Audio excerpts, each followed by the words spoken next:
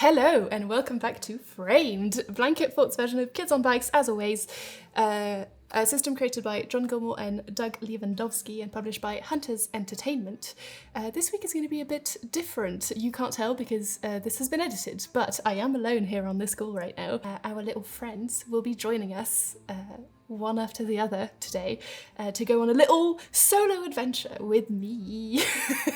Last we left off, our paintings had found themselves in a little bit of a perilous state, if we can say it that way. After going through different paintings, kind of uncovering the mystery, more people had disappeared. They kind of gathered that it seemed to be the gods that went first. So Adam and Eve from the Garden of Earthly Lights, and Zephyr from the Venus painting, the Birth of Venus, had disappeared, and everyone was very worried after a little tense chat between Thea and Venus, and then some revelations between Sim and Saturn. Our group got transported into the persistence of memory and fell into sand. And that is where we will find each of them today, in sand, living their best life. No, they won't be living their best life. Anyways, I am going to first ask Z to join me, and I will see you on the other side.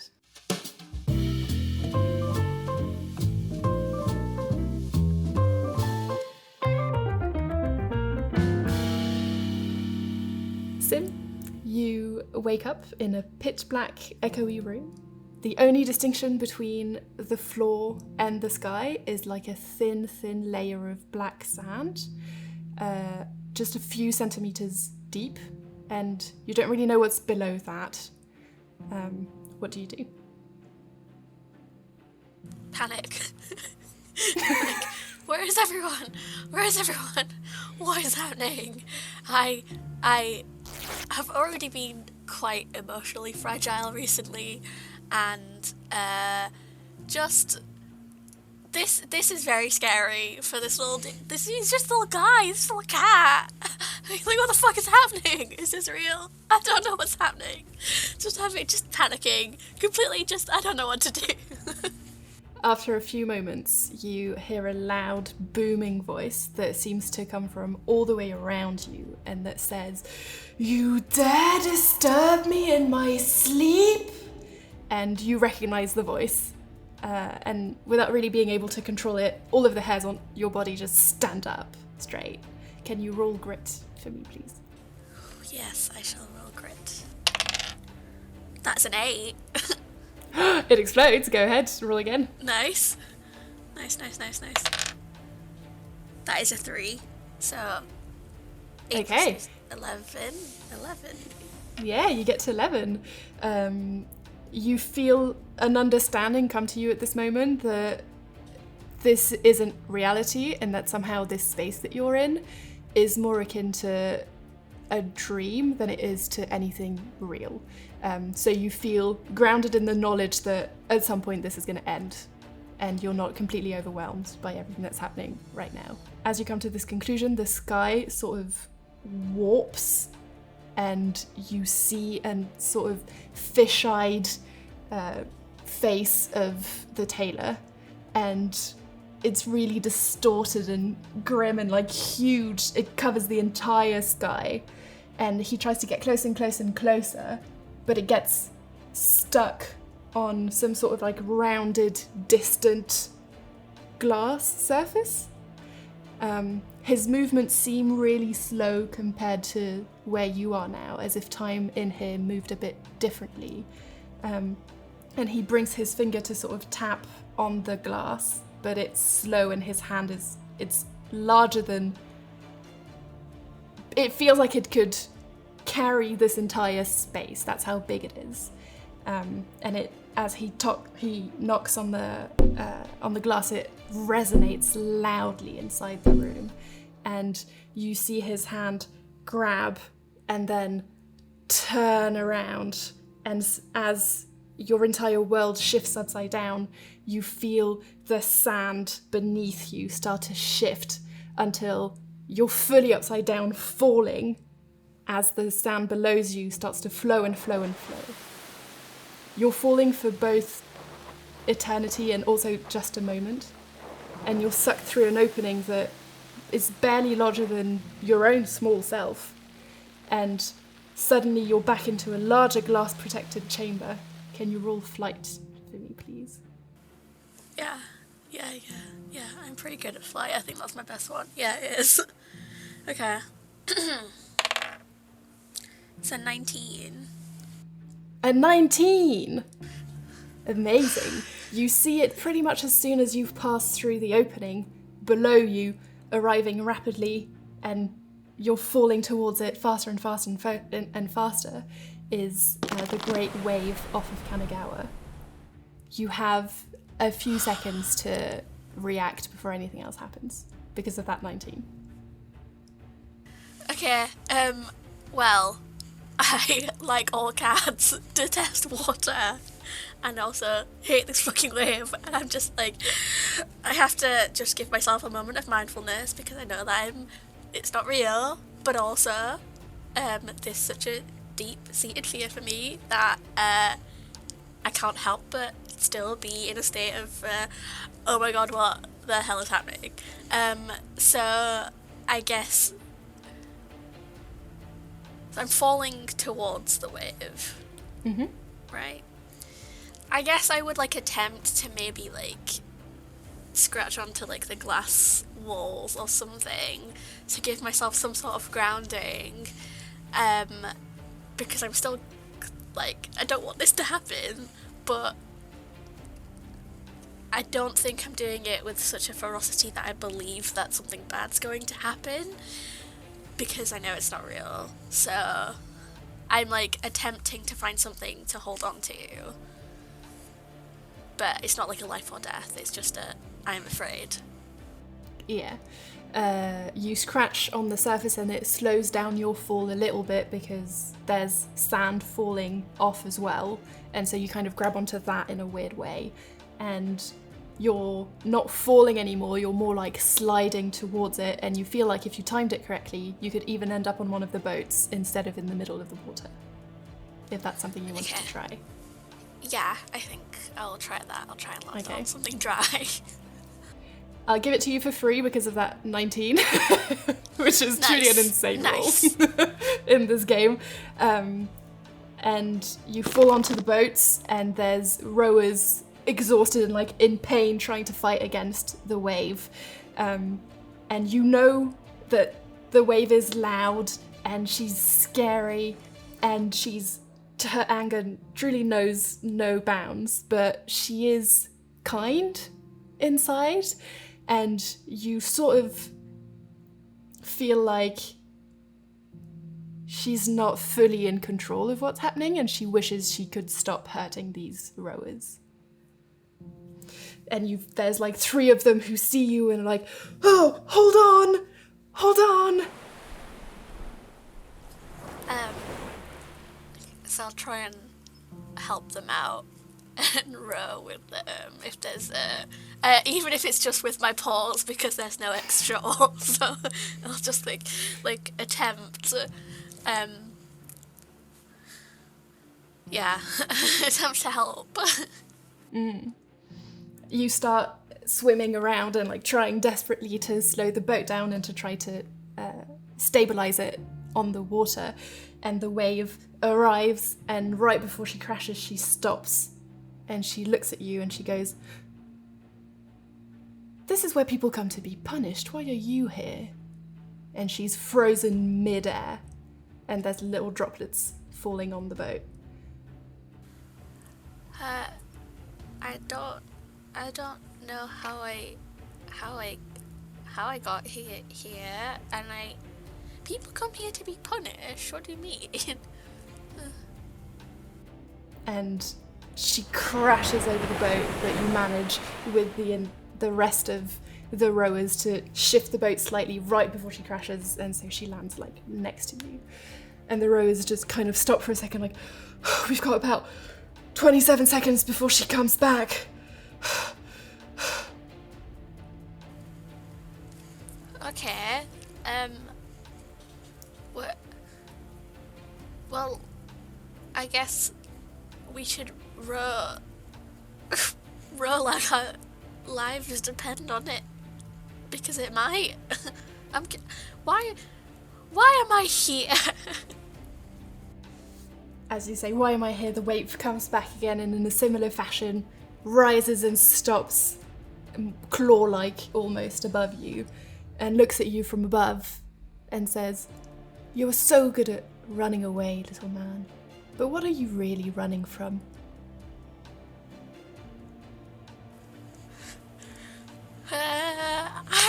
I'm not really a philosophy kind of cat. I run away from things that are scary. And right now, this is scary, and that's why I'm running away from it, because I don't...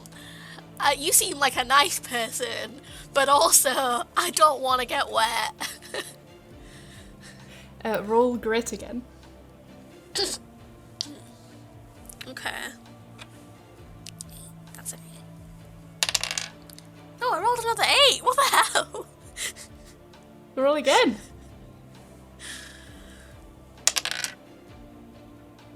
This is wrong. That was another 8.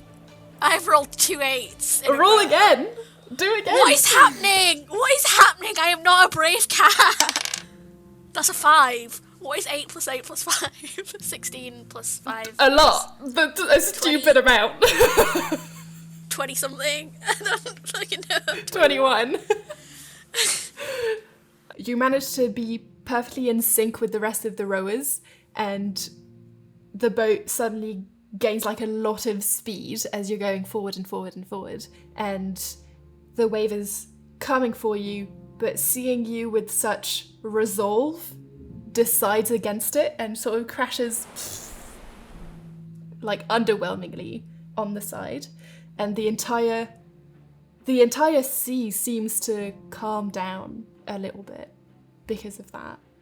And there's another sort of shift in the world that you're in, and the boat flips upside down into the water, but right as you're trying to scramble out of it, you notice that you're suddenly back out the other side and you've not touched the water at all, and you're on another ship now.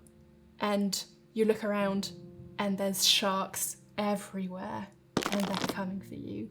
And you're now in the Gulf Stream, and you see a large teeth-filled mouth about to come at your face, and right before it arrives, it gets punched by another one, like a big nose of a shark, the other side. Oh my goodness. And it screams, "Come on, Gerard, we've talked about this, it's just Simpkin!" And the other one, who's been smashed into the water, goes, "Gaston, you can't ruin my dinner every single time." Thank you, Gaston. Please don't eat me. Okay, I can stay here a little bit. There's someone on the boat next to you. This is Elijah. You've been here before. You've been in this situation before. You know Gaston. You know Gerard. And you hate it here because of the water, the proximity of the water.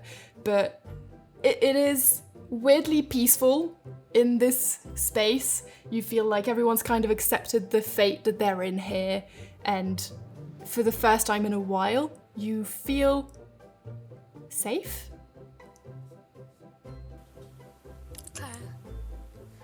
Okay. So I'm just hanging with my buddies, Gerard and shark number 2. I forgot. Gaston! Gaston, how could I forget Gaston? How could you forget Gaston? No one bites like Gaston, no one fights like Gaston. No one is a great white like Gaston. I don't know if he's a great white shark, but it worked. So. Yeah, I guess I'm just hanging with my buddies, Gerard and Gaston, and I'm just like taking a minute to remember that none of this is real. I'll just relax for a second, and we're like, I mean, I think Simpkin's reaction would just to be, like, react as though it's not a dream, just in case. Because I don't want my buddies to think that I'm losing it or whatever, in case they are actually here. So I'm just like, yeah, thanks guys, appreciate it. I'm feeling pretty zen right now, actually, which is weird, because you know how I have that thing about water. But this is actually pretty nice. Maybe I should hang out with you guys more often. Please do. What's new? You're welcome here. What's new with you guys? Like, what's happening? Not much. Pretty same old, as they say. We're kind of waiting for the sun to come back. It's been a couple thousand years. Yeah. Maybe more, maybe less. We don't really know time, we're sharks. Yeah, that's fine. That's fair. I'm a cat. I can't help you there.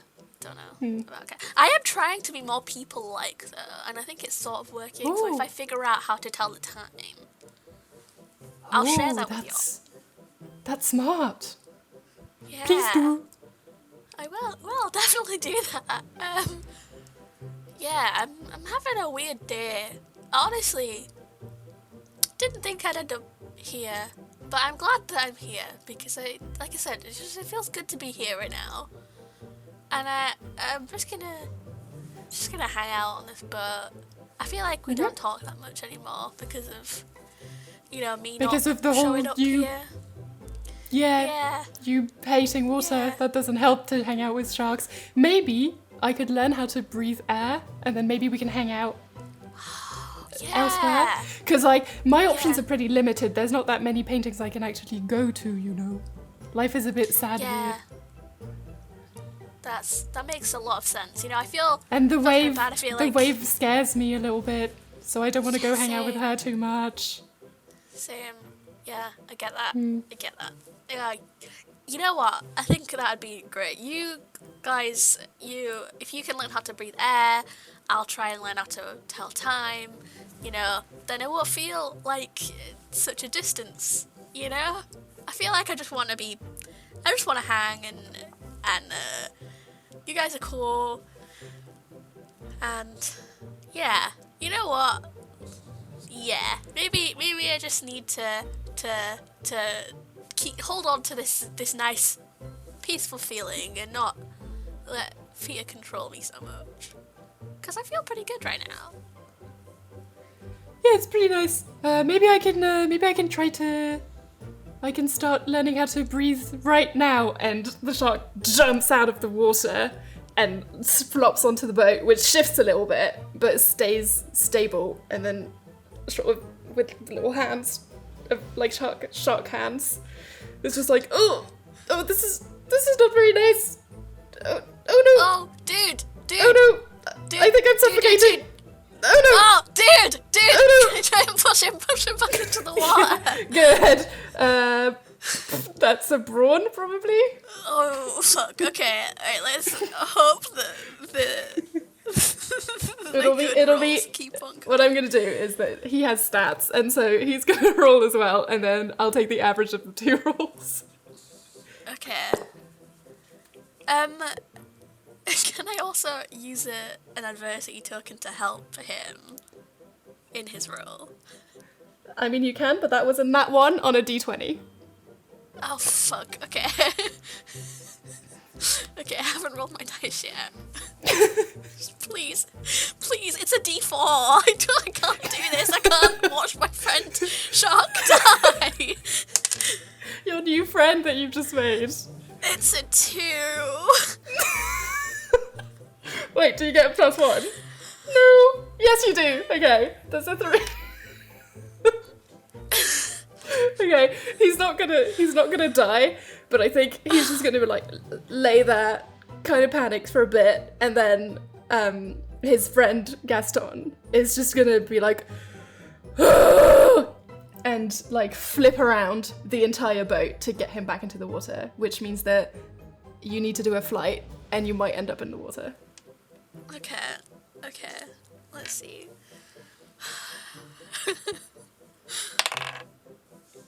is a 12. Okay. You somehow manage to preemptively understand what movement the boat is going to do, turning around, and so you grab onto the side and manage to like run off the side of a turning wheel sort of movement to stay on top of the water the entire time. And right at the last minute, you feel your little paw slip off, and you're in this sort of moment, half a second before you know you're going to touch the water, and a really large hand comes from the sky, grabs you from below, and carries you and carries you and carries you, and then the hand becomes smaller and smaller, and you become larger and larger. You get grabbed into two hands, and you shiver, shake off yourself, and you look around, and you're suddenly surrounded by blue armchairs, and holding you is Griselda. How did you end up this wet? I don't know. There was a lot of water. Thank you for saving me. She drops you, like, on the floor. What? Do you have a towel or something? Yes, okay. And she goes and grabs, like, a piece of cloth from behind, like, from one of the sofas, and, like, starts rubbing your face and, like, trying to dry you. It's okay, I'll be dry really soon, and then I can come and sit on your lap. Yes, but only if you're dry. Well, Yeah, she's old. yeah, She's not meant to I'll be just- old. How do you voice children? Oh, gee, I problems. It's fine.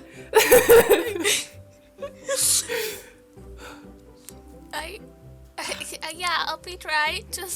I'll be dry. Please pet me, I'm scared. Okay. Grabs you, starts petting you, but a bit like, ugh, you're so wet. Thank you. I'm having a little purr. I'm glad that she wants to pet me. She's still petting you. I'm having a weird day. Yes? Yeah. What's happening? I don't know, I just keep being surrounded by things that are scary. And I know that I shouldn't be so scared, but I don't like water. You know how I don't like water. Yes?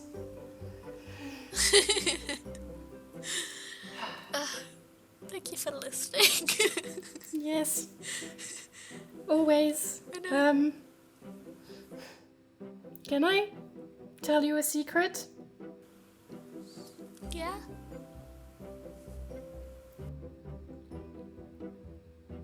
I don't know.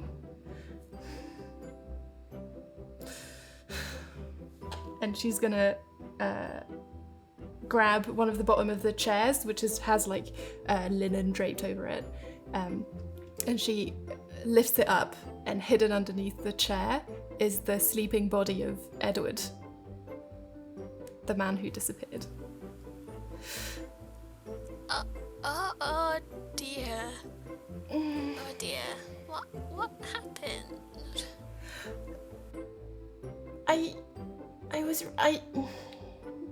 I was a bit tired of the adults kind of thinking they're better than me, and it was just a silly prank, really. I wanted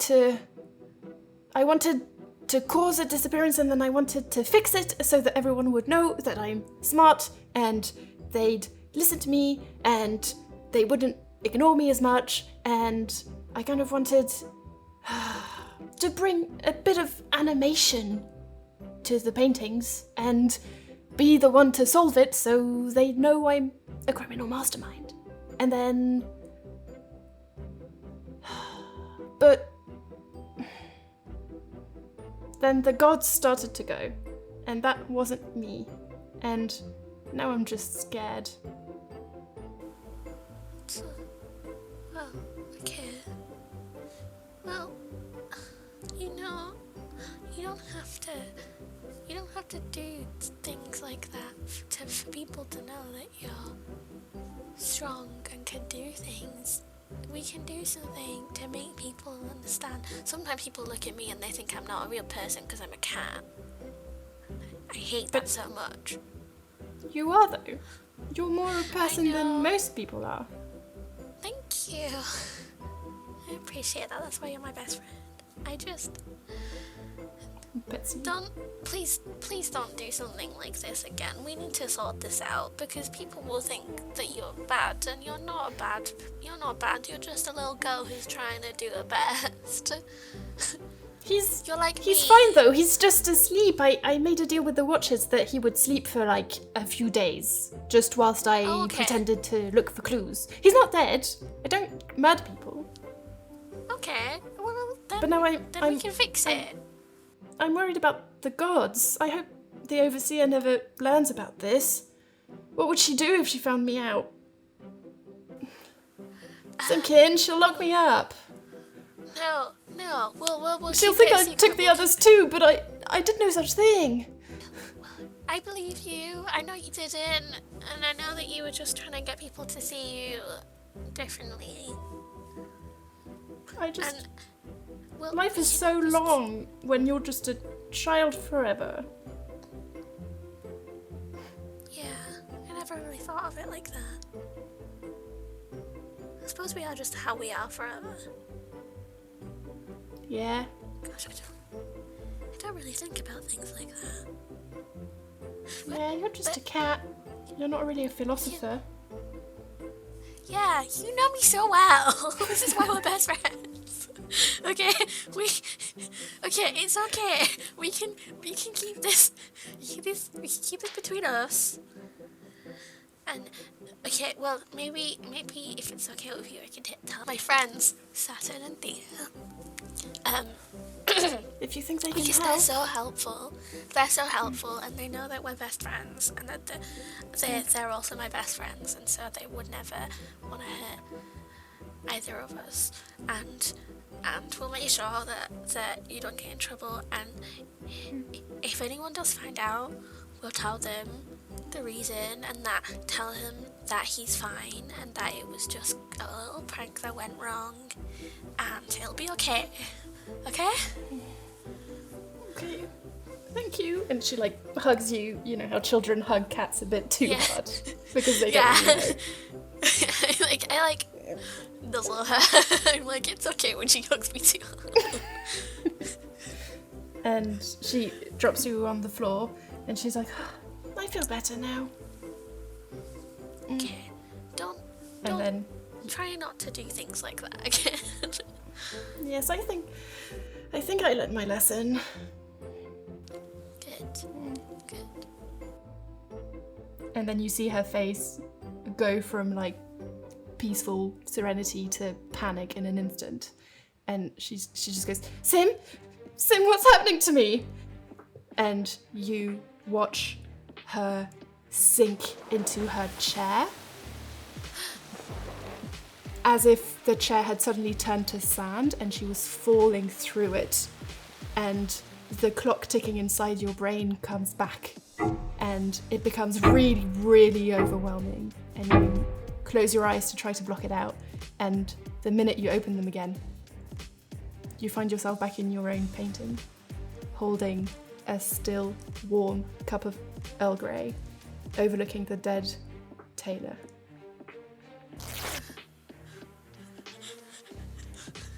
I'm shaking a little bit, and then I'm just gonna drink my tea.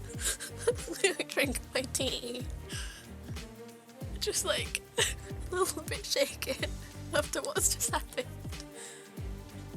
And this is where we will end this little bit of session that we've had. Thea, you wake up and are immediately blinded by uninterrupted bright blue sky, and you're lying on soft green grass that seems to go on forever. The horizon of the grass is touching the blue sky, and there doesn't seem to be anything else around you. What do you do? Ooh. I guess I look around to see if I can see any of my friends. Do a brains roll.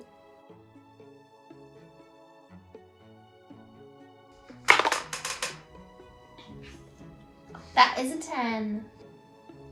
That's a 10. Mm-hmm. It doesn't seem like your friends are anywhere around here, and you're really smart, and so from what you would know about the persistence of memory, you know that it takes people on individual journeys, and so you're pretty sure that you're not going to be seeing your friends anytime soon.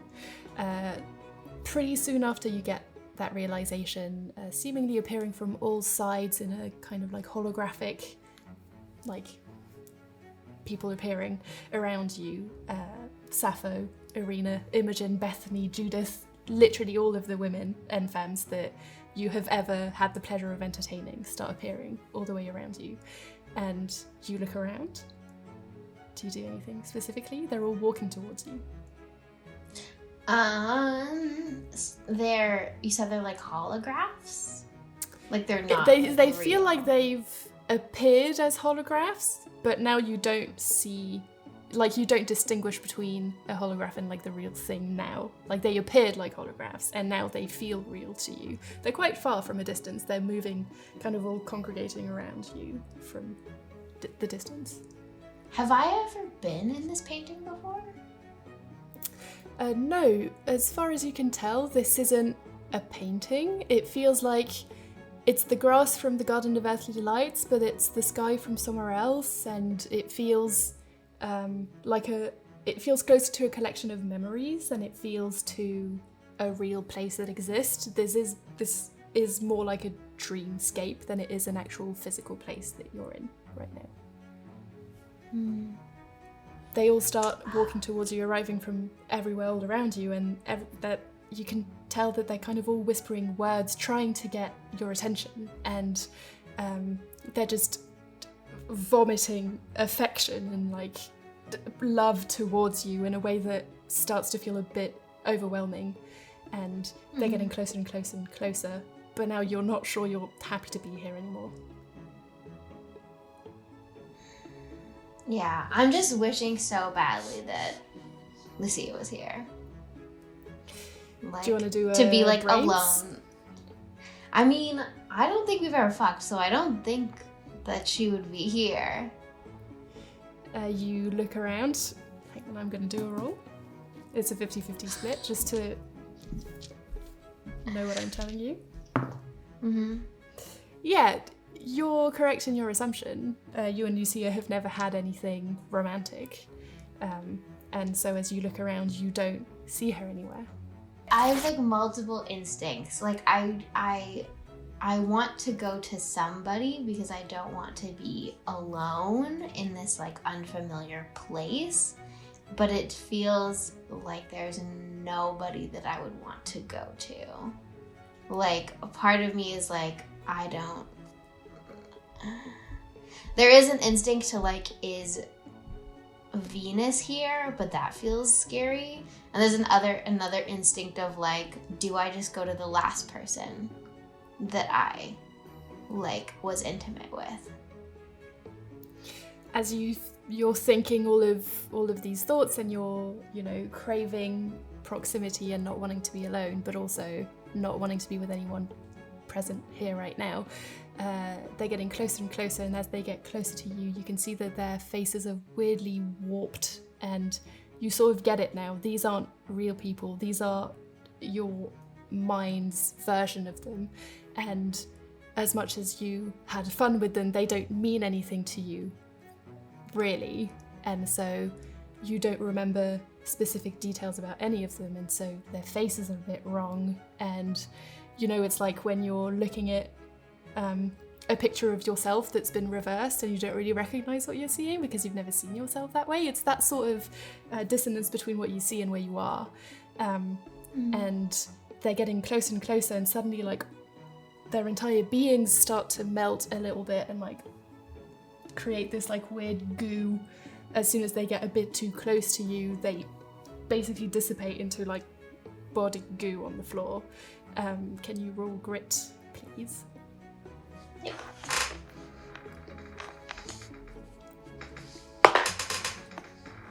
That's an 8. explodes. And that's a 6. So Okay. 8 plus 6 plus 1 Very is good. a number. It's a lot. Is that 15? Maths. Yeah, you're looking at this and somehow you're protecting yourself from any kind of actual mental damage that this could do to you. You have this understanding and you're very present in yourself that this isn't real life, this isn't the truth that you're in right now. And you get this sense that as long as you hold on to that, you'll be fine. It's not a great place to be in nonetheless, to have all of these sort of like infinite amounts of women and femmes just walking closer and closer and then melting as soon as they get anywhere close to you. And as you look around, right below you where you stand, you find like a red thread. I think there's also like a sense of relief when I see them melting. Like, even if it is like horrific, there's a level of like, well, that choice is taken away from me. They are not even less real than they were before. But yeah, there's a red thread beneath me. I'll see if I can follow where it goes. You pick it up almost instinctively and you start to follow it, and really quickly it feels like almost as if you were stood on ground, and as you pull the thread, the ground is shifting and turning around, if that makes any sense. But it doesn't change much to you, it just feels like as you're pulling on this, what you're pulling is the entire land. And you're now basically in a bit of a different area that feels a bit wonky, and you don't really know what is sky and what is land anymore. And you start following the thread, and you pull on it and you pull on it, and you feel like you can't really stop, and then you start almost running, trying to get to the end of this, because it brings you the sort of comfort of you're getting away from whatever that was. Maybe this is where the next part of this journey for you will be. And you start to follow it, and suddenly you turn around and the grass has turned to stone, and you're not really sure if you've been walking for hours or has it just been a few seconds. You can't really tell at this point.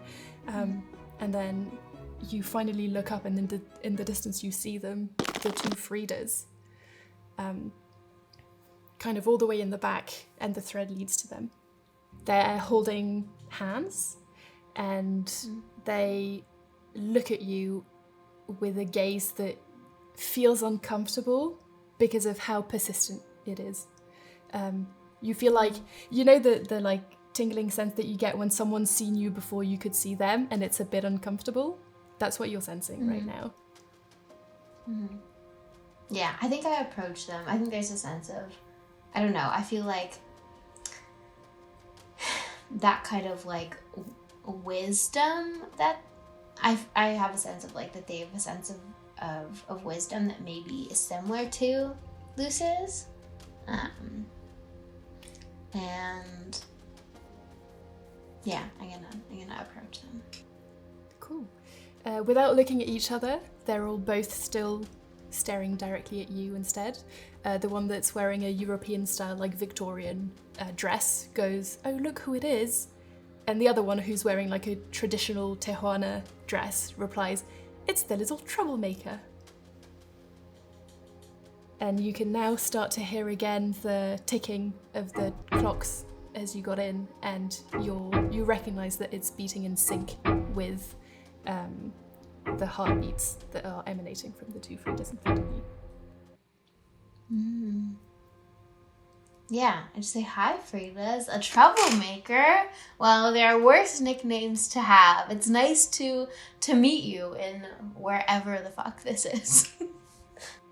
Roll grit again.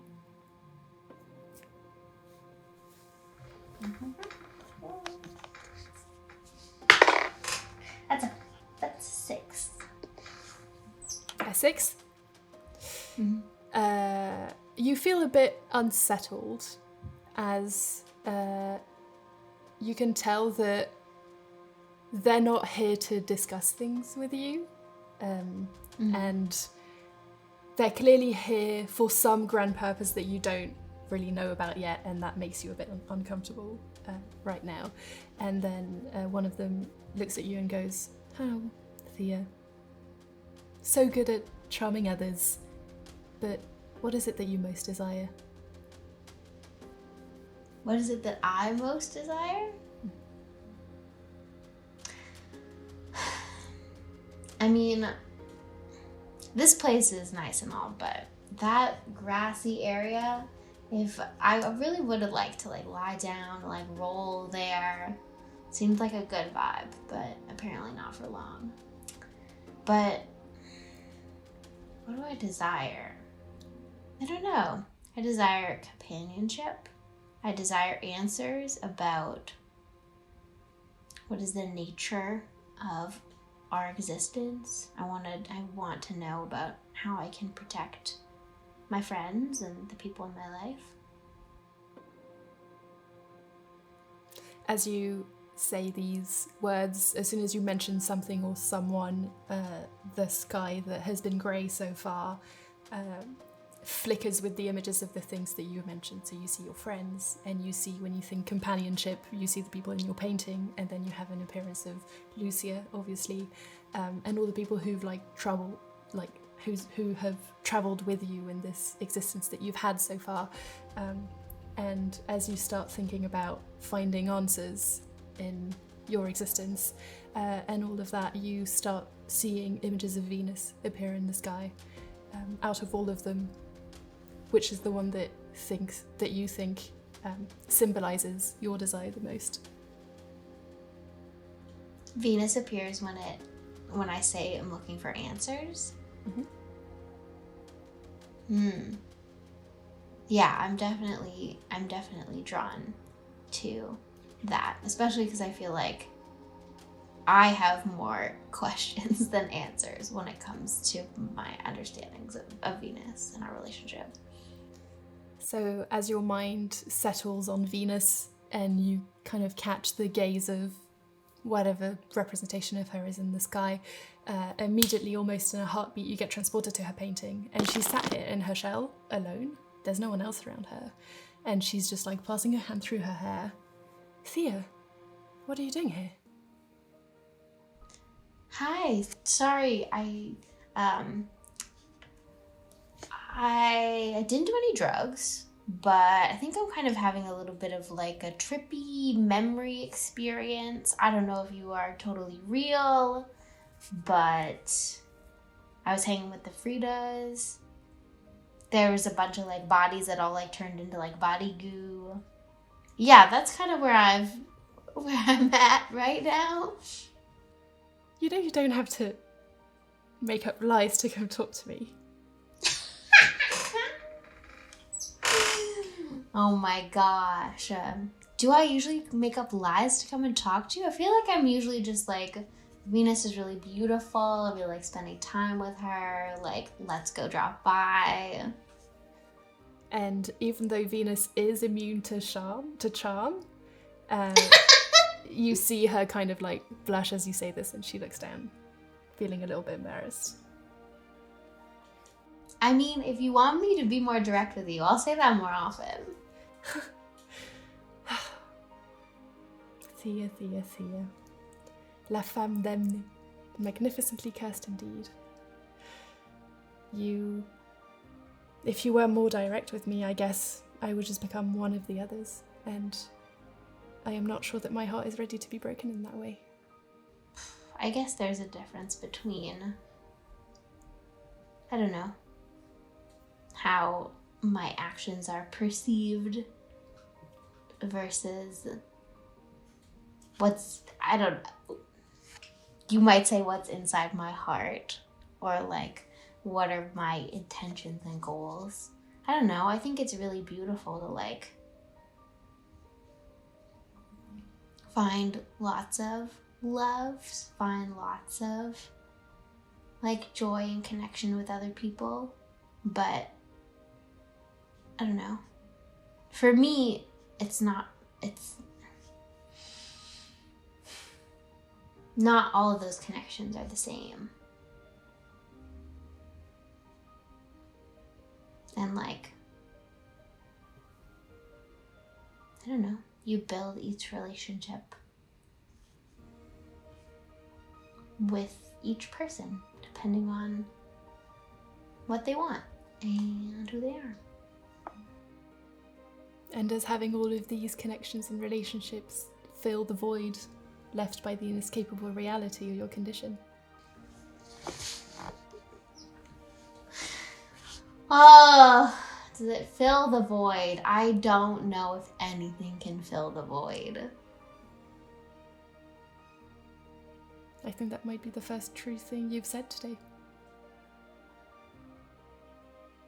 I mean, if the void is inevitable, That's not what isn't I'm it a saying. beautiful thing to fill it? Sorry? I'm not saying the void is unavoidable. I think I'm saying that there's definitely more to consider when you start to understand who we are and why we're here. And I think that maybe you would think of things differently if you took the time to really understand what role you were playing here in this weird little world of ours. Okay, baby, I got all the time in the world. I was in some sort of time painting. If I would love to hear your insights about what is going on. Well, we're immortal, right? You see around you, nothing changes. The days, they come and they come and they come again. And in the same way that poor Edma will never see her child grow up, you surround yourself with pleasure and yet you're never satisfied. And it saddens me. And I guess that's why I've never wanted to be a part of it. It's not, I mean, you obviously know of my feelings for you. And it is not because I don't wish to. I think it's more that I don't wish to until you've recognized exactly why you're doing what you're doing. We're all here, and we're all here forever. And we think we're important and we think we have value, but really the only value we have is to the people out there. And for the first time, as she points there, in her hand, she summons some sort of like little wave image, an image of a wave, and through it you can see, for the first time, you look around as if you were someone staring at all of these paintings in the museum. And you get, obviously you don't know what a museum is. I'm explaining this to you in the simplest term I can for the sake of this. But for the first time, you're on the outside looking in. And then she closes it again.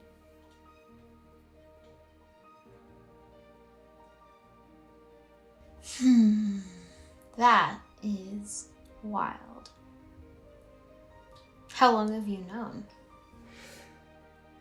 Well, the thing with me is that I've been around, and I've been around rooms, and I've been everywhere in the world, and they pass me around like I'm nothing, but they pretend I'm worth more than most. But at the end of the day, this is a prison. We can call it what we want. We're stuck here. And we will only continue to be worthy if they decide that we are.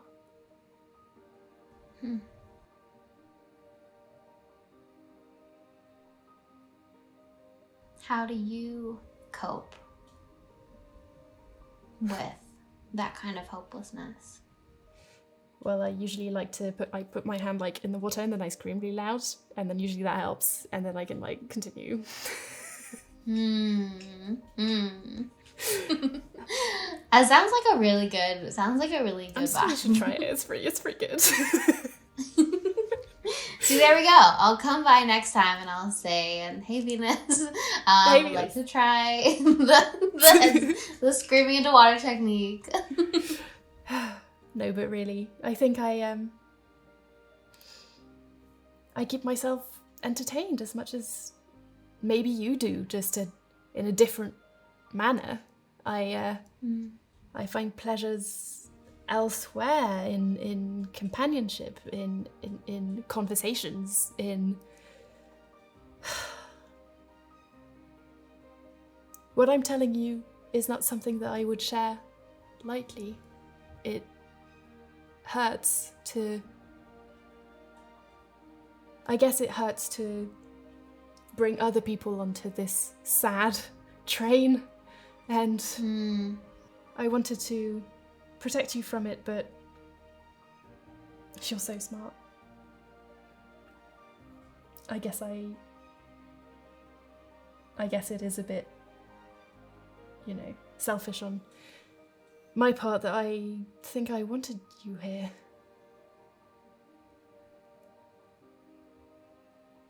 Think that you wanted to... Selfish that you wanted me here in this room now, or on this understanding, so you're not in it alone. Roll brain for me. Mm-hmm. That's one. That's a one. That's a one. That's okay. One. Cool. In that case, she doesn't reply. Take an adversity token. That's not going to change anything. Keep your adversity token for the finale. Or keep it for later, to be honest. Thank you. But yeah, I think she, as you ask her that, she giggles and then she doesn't tell you. It makes me sad to know that you also, I don't know, struggle with sadness, hopelessness, but I don't know, in some way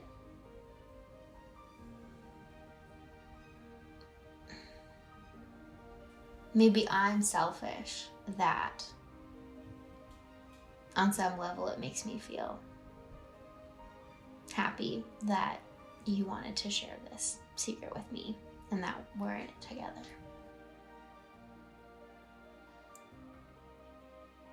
I don't think you can be called selfish. I think you can be called many things. But I don't think selfish is part of it. I think we're lucky to have you here. And I think it would be a much sadder room without you in it. Can I hug her? Yeah. Cool. You hug her, and she holds you really, really, really close.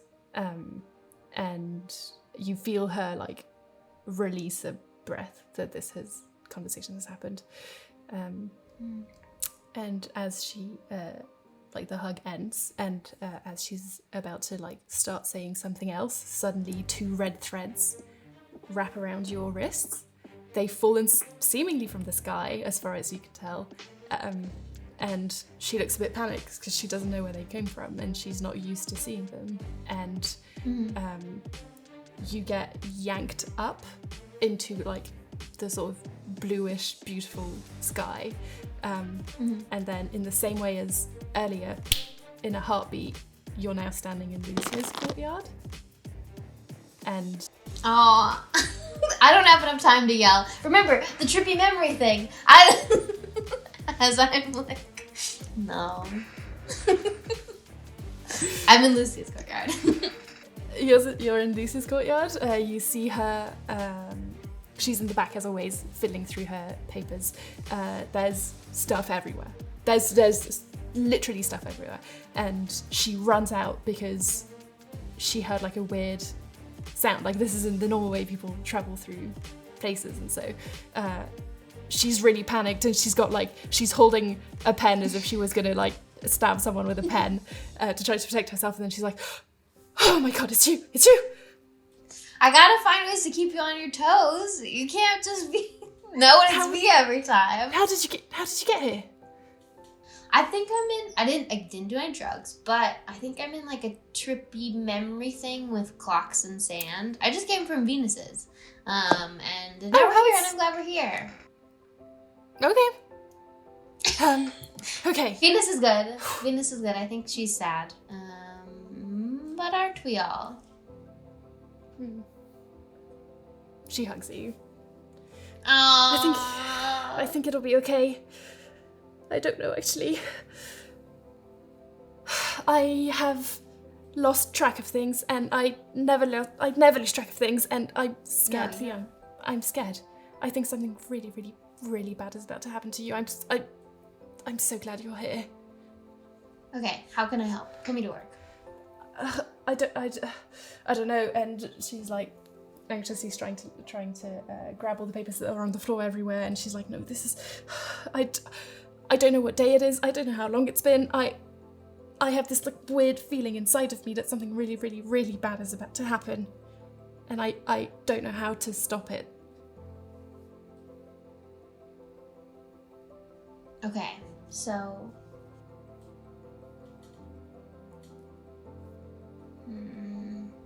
well, we can try our best, and you are not the only one who is trying to stop bad things from happening.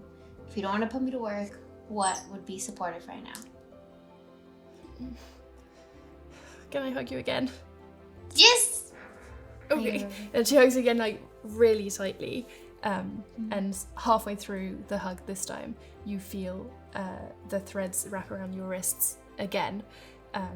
And Lucia is so smart and so attentive to detail that she notices immediately that something's like interrupted this hug. And she sort of like sees the threads and is like, no, and tries to like grab you by the arm really, really tightly, trying to pull you down. But as much as she's trying, you get yanked out of there once more, and you're back in front of the two Fridas. Yeah, I'd be like clinging on to her, but yeah. Assuming I can't roll a brawn, even if I would, I only have a D4 in brawn, so. Go ahead. Honestly, go ahead. It's a 15. Okay. Come on. That's a 3. Nice. Yeah, you get, as much as like the two of you are trying really hard to hold on to one another, she gets yanked out of there. And you're back in front of the two Fridas. Okay, so I was just with my best friend and she was very scared. What the fuck is going on? Now. It seems like your little friends here have ended up in a little bit of trouble from the overseer. And as they say this, responding to one another, behind them in two glass structures, right, like mirroring them behind, coming out from the stone that cracks and lets it come through. In one of them is Venus, and in one of them is Lucia. And there, you don't know how long it's been. You don't again, you lose complete track of time and sense of time passing here. And they're like banging on the glass structures and trying to scream, but you really can't hear, you don't even hear the banging resonating around you. It's fully silent. You just see them in these glass structures behind the two Fridas. And one of them is gonna look at you and say, I think you've been honest here today, so we will help you, but the thread is only strong enough for one. Choice is yours. And she's gonna hand you a pair of scissors. And you now notice that from yourself, on one of each hand, one thread is going directly to Lucia's, and one hand is going directly to Venus.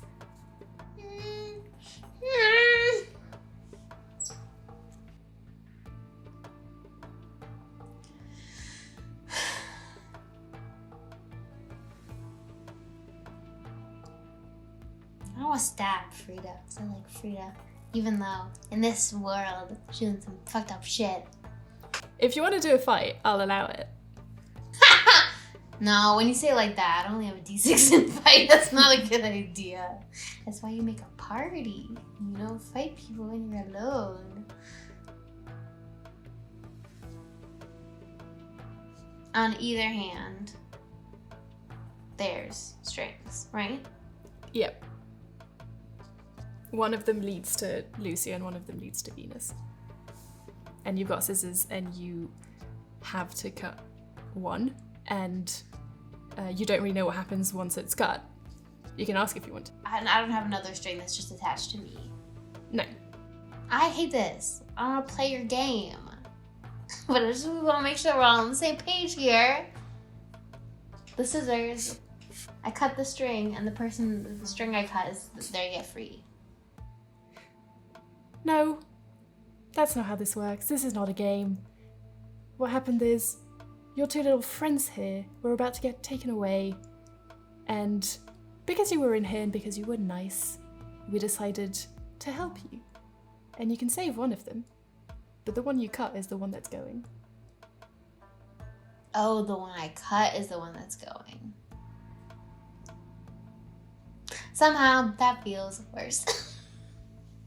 And they're gonna watch me? Yes. I hate this. Yeah, I have to cut Venus. Okay. As soon as you pick, kind of against your own volition, you feel your hand move and the scissors cut the string.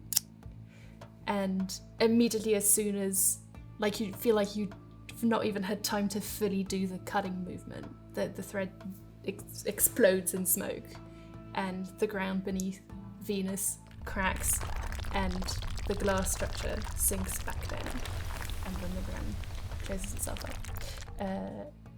Do you want to look at Venus's expression as that has happened or not?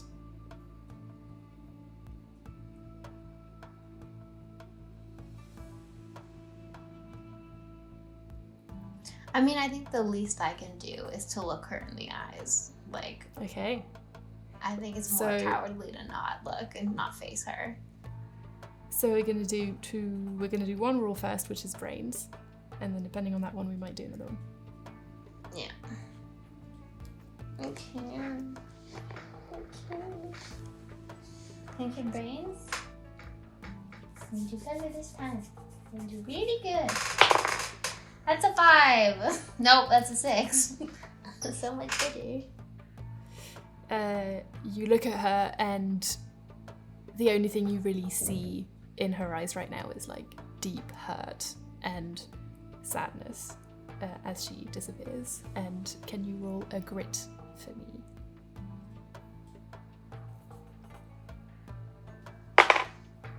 That's a 7. Oh, that's an 8. An 8.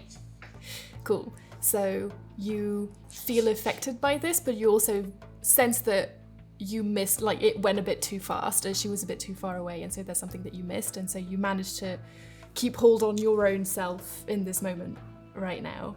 And the Fridas look at you, their two heads together, tilt to the side, along with a heartbeat and a ticking as if the clock had just moved one extra movement, like 1 extra minute.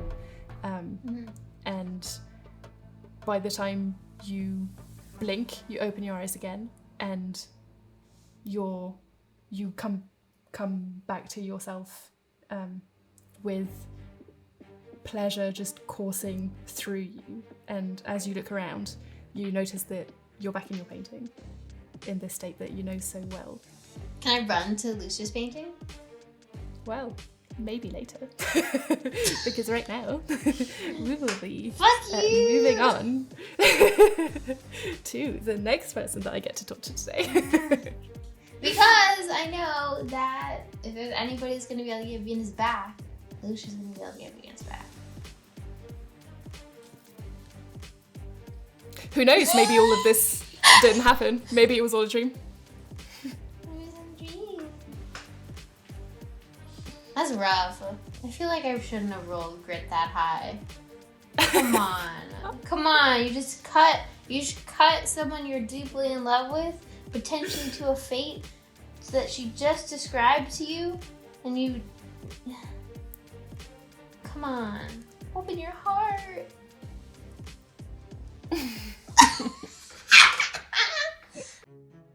Saturn. Yes. Last thing you remember, you were falling through sand, and now as you open your eyes, you're in a rounded cavern with weird, cracked, whitish walls surrounding you. In the distance, there seems to be two circle-shaped halls at the end, and some sort of like triangular-ish door just slightly above ground. You wake up in this cavern. What do you do? Can I see the moon? You walk up, and as soon as you start walking, the cavern that you're in starts shaking a little bit, and then you hear, "Who's up, boys?" And laughing starts resonating really loudly all the way around you, and giggling and like cackling resonating in your brain as this is happening. And as you're making your way out to kind of peek through a window, you understand that you're inside one of the three skulls. What?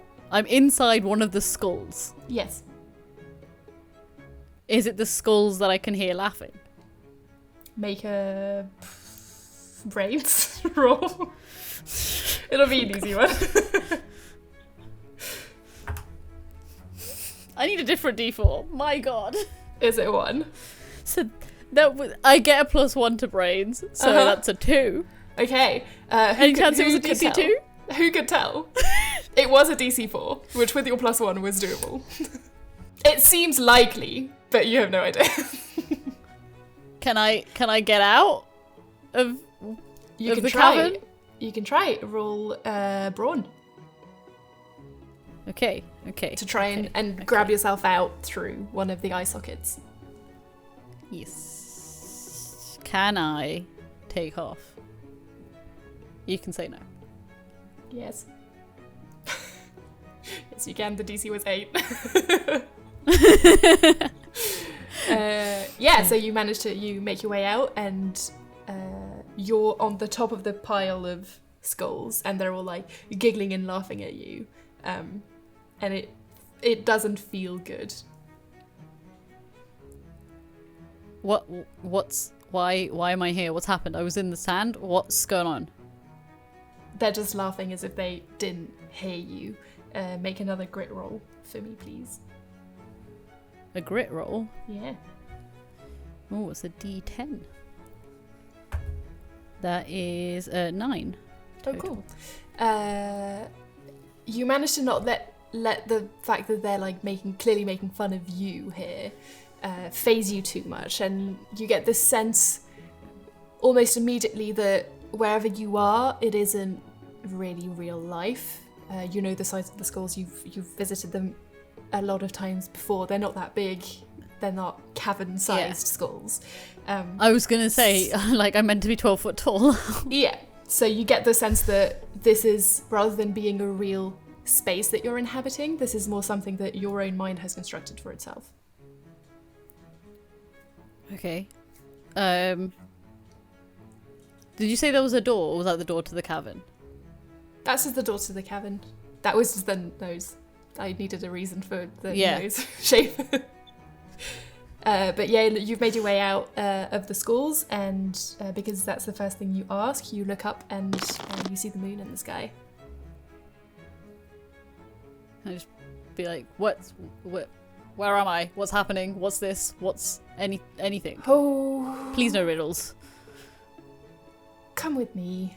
And she comes down, scoops you on her, and in kind of a second, you get transported into the starry night, and you're immediately transported in this sort of weird hallucinatory scene with like swirly nocturnal skies, casting like an incandescent glow over a sleeping village below it.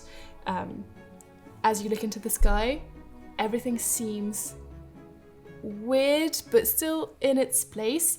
The only thing you're seeing is that the largest star in here is missing.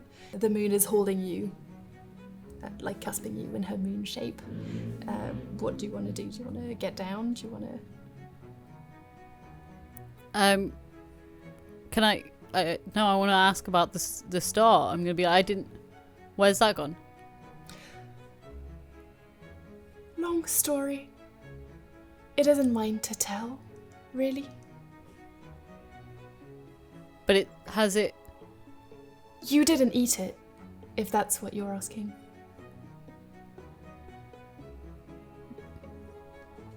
Why would I think that I did that? That's. Because you are power Were you hungry, listening? Saturn. No, I don't need to be power hungry because I have power. You are not a god. And that is as true as I am not the moon. We are But- merely the representation of what they think we are. Who's they? You see the sky shift and the swirlies twist, revealing a view that you've never seen before, which is the view from the outside looking in. Which, for you, yourself and Marine in the real world, means you're standing in the middle of the museum room, but for Saturn, you have no context to this at all. I'm just like that's not a painting that's here. Where's that?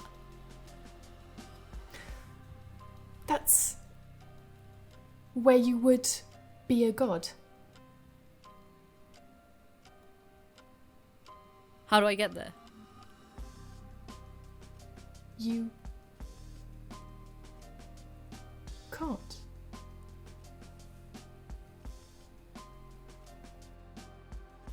Or why? No, I have to. How do I get there? I must have been from there.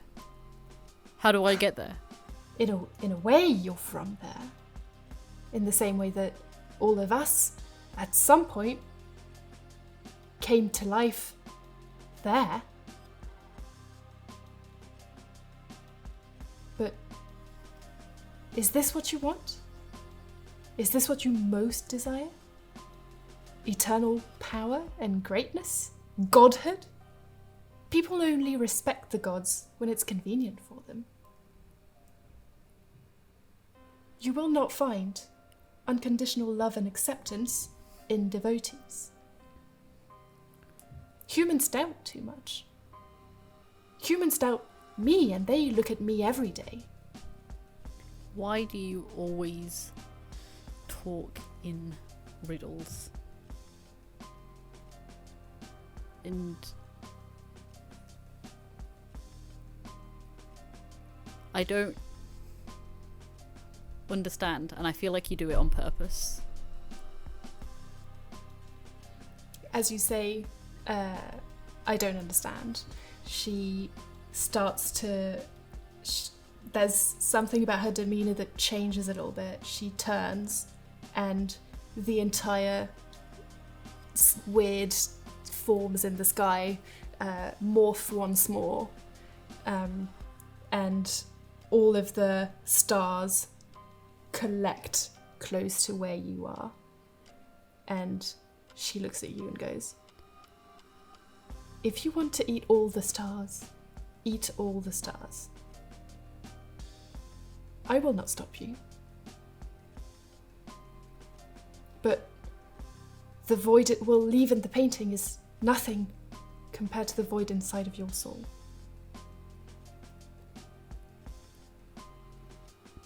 I'm above souls and things like that. I'm a god. You are so good at fighting, Saturn, but who are you truly fighting against?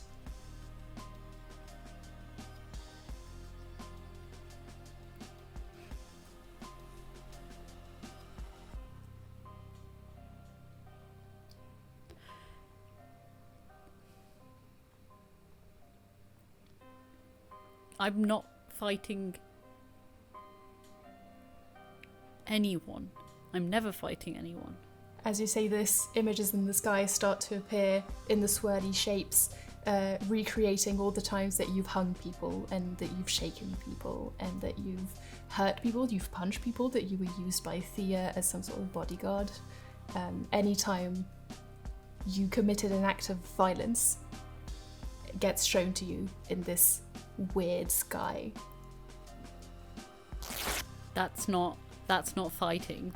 I'm fighting. There implies some level of being on an equal footing. I'm above all of them. Roll grit for me, please.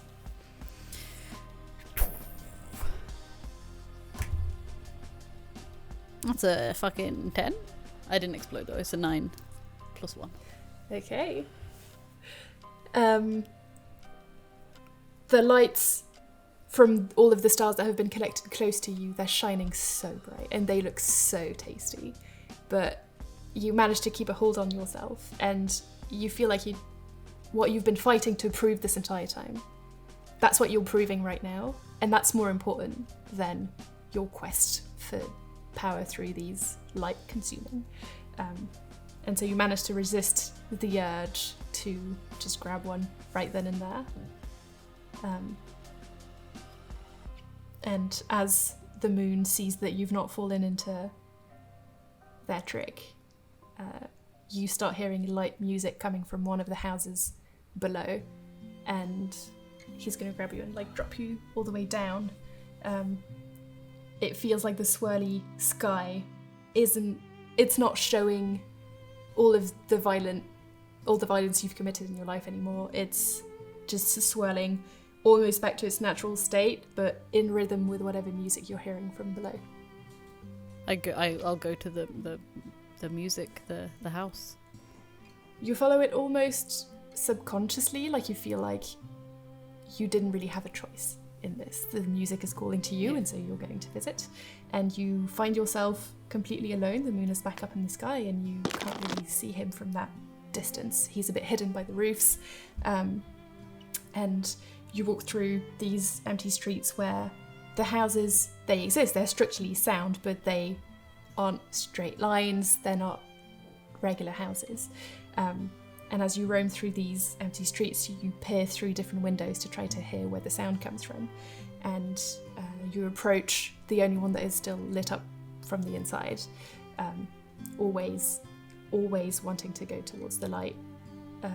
And you stumble upon a gentle scene. There's a grey-haired man sitting in a chair in the middle of a sort of sparsely furnished room. And it looks like he's teaching his young son that sat on his knees how to play the banjo. And you find yourself in another painting that you maybe haven't gone to very often, and as soon as he hears you approach, he looks out and suddenly the house grows larger to be able to encapsulate you as well if you wanted to go in, and you feel like this is your welcome in the space. I go to the door, look at the scene again, Mm-hmm. and then I'm going to, before I go in, I would like to try and somehow, I know space-wise this might not be possible, but I can try to go eat a star. You're gonna go eat a star? Mm-hmm. Okay. You just showed me someone with their son. I need to go eat a star. Okay. They're in the sky. You can pick whatever one you want. It's just a reflex. I'm going for the closest one I can get to. As a recap, if this is an 8, a 7, a 6, a 5, a 4, a 3, or a 2, nothing happens. You've eaten the star. The starry night is dimmer, but nothing awful happens. If this is a 1, something quite terrible happens. Yep. It's a 7. I was worried because it looks like a 1, but it is a 7. I'm double checking. It's a 7. I just Cool, realised that next I left time. my adversity token things over there. Next time we will roll with a d6. Next time this happens. I got 10 adversity tokens. Damn.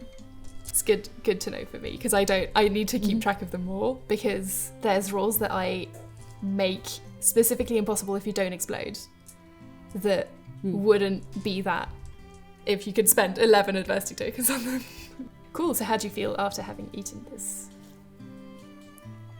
With the like slight more power I feel over reality, I'm like, it's fine, I'm fine. I think what Saturn's thinking is that maybe the person in here can explain or help me figure out how to get to that other place, the museum. And that's all Saturn's thinking about now. And so now that he's a bit bolstered and able to potentially face dealing with a father-son moment, like witnessing a nice father-son moment, is gonna then head in. But not look at the child. Okay. At all. As you make your way back to the house, before you even get here, the door opens for you, and you see this like old man look up at you and go, "Oh, come in, my son. My name is Tim, and this is Abraham. Only the most lost and most desperate of them all gets sent here. What troubles you?" I walk in. I don't look at Abraham at all. I walk. Wait. What were their names again? Tim. Abraham and Tim. I just walk up to Tim.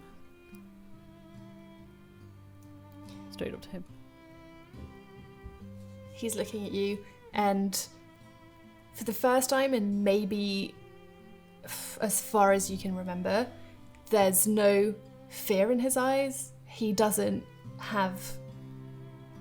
He's looking at you truly from a place of pure understanding, and there's nothing that he might know about you that is tainting the way he's looking at you right now. It's like pure, what you see is what you get type of thing.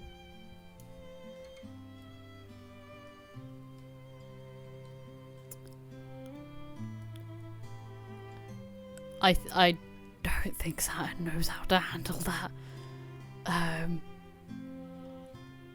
Is he like a normal height person? Yeah, a little bit crouched down with age. But definitely much, much shorter than you are.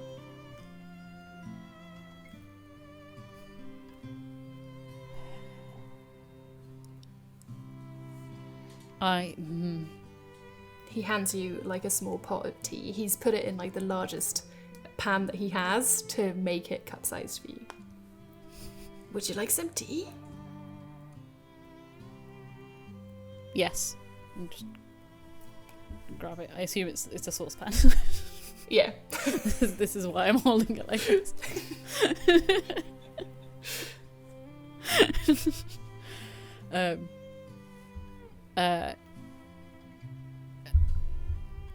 Like, is he small enough that he could sit in my hand, or is he too big for that? No, I think he is human-sized compared to you, and you're about double the size of a tall human, which is not enough to. Yeah. I'm gonna say, can the child go away? Abraham this whole time has been like looking at you in a corner, looking at his dad. His dad has been just making gestures like, it's fine. We welcome everyone in this house, including giants. And so Abraham is like looking at you in the way that children do when a new adult comes into the space and someone they've not quite understood where the authority of them was. But as soon as you mention him, he's gonna run and like hug your leg. Dad, can I stay? Get him off me. Get him off me. But you're funny.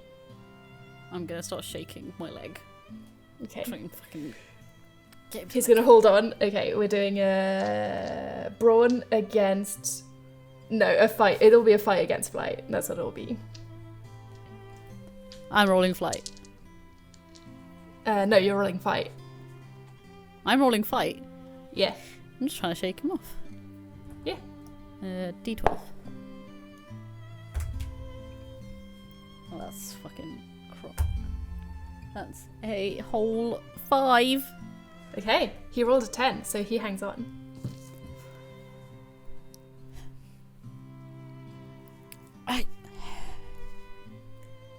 And as seeing you get more and more annoyed about this, Tim is gonna come to pick up Abraham and grab him and be like, come on, be nice. Grabs him, takes him in his arm, puts him back on his leg, kind of in a similar position as he was when you walked in. And then he's gonna look at you and go, fatherhood is a gift and a burden, and we don't all wear it gracefully. I have been here in this house, taking care of my son for eternity, and I will never get to watch him become a man. But I guess I have it better than most. Wouldn't you agree, Saturn? God of time?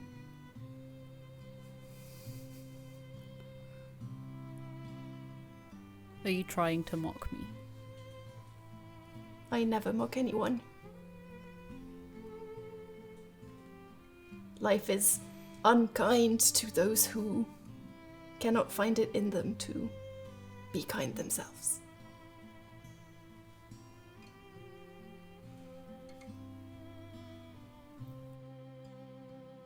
Immortality is the unmoving truth of our condition here.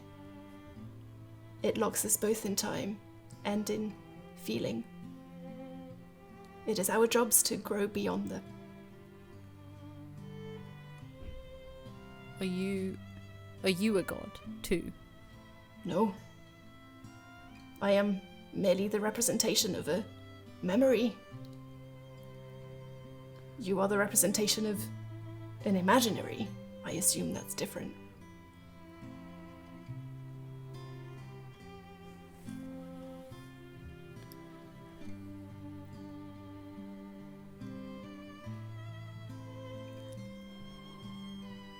I want to go to the place that was shown in the sky. Oh, that is not a place that we can escape to. None of us.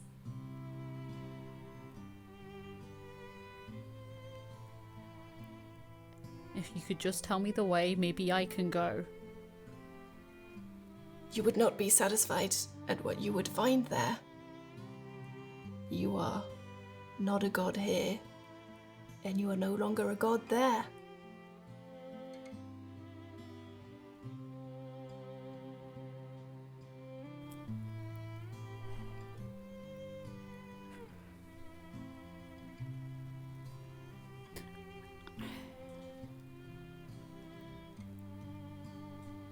I am a god. I need to go to that place. Just tell me how to get there and stop assuming you know what I can and can't do. I do not know how to get there. I have never tried and never will. I understand enough about the human condition to know that out there is not better nor kinder than in here. They know death. We only imagine it, and you may grieve, but not on the scale that they do.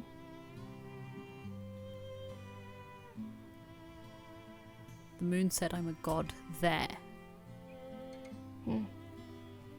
So how can I... Death is nothing to me here or there. Unfortunately for you, time is nothing to the moon here or there. And they were mistaken. You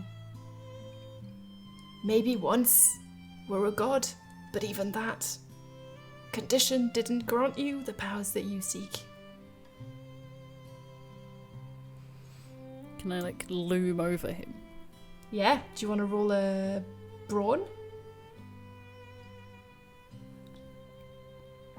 an intimidation-y type. Yeah. Okay, that is a 14. What's You're the one DC? away. I've got adversity I know, tokens. it was 15. What are you trying got to do? Okay, what are you trying to do? I am trying to... It's the fact that he doesn't fear me is stressing me out, and the fact that he keeps saying stuff, so I'm kind of trying to loom over him to get him to stop. I'm basically trying to get the truth out of him by doing this, or what I think is the truth out of him. Okay. So I'm trying to scare him into that. Okay.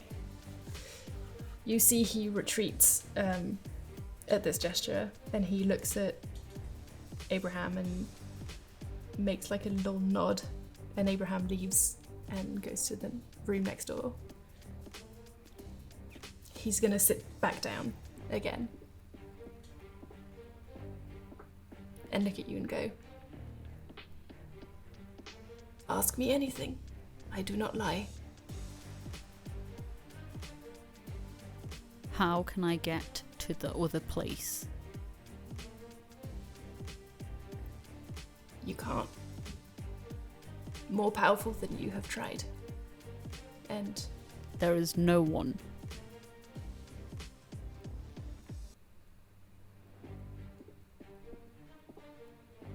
come on, finish that sentence. If you truly believe it. Maybe the moon can see everything and is more powerful, but other than the moon, there is no one who is more powerful than me. And the moon doesn't seem inclined to want to leave.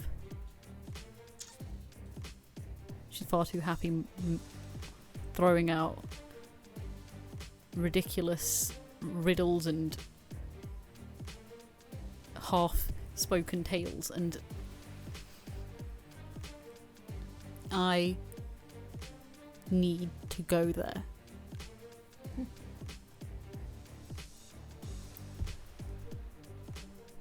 Need is a strong feeling. Unfortunately, I think in this world, especially, you will struggle to find someone who doesn't need something else. There is hundreds, if not thousands, of different needs around us at all times, and usually what we think we need is not what we deserve. And you, Saturn, you don't so much need power as you deserve acceptance of the truth and acceptance of a reality that you cannot escape, that none of us can escape.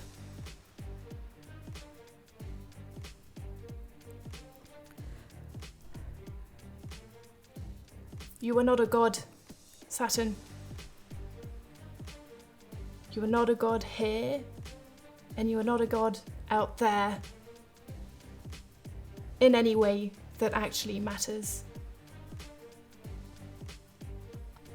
And even if you were, gods are sad, lonely, vengeful beings.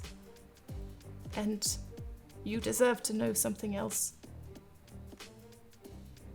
than vengeance and pain and guilt eating at you. I'm gonna pick him up. Yeah.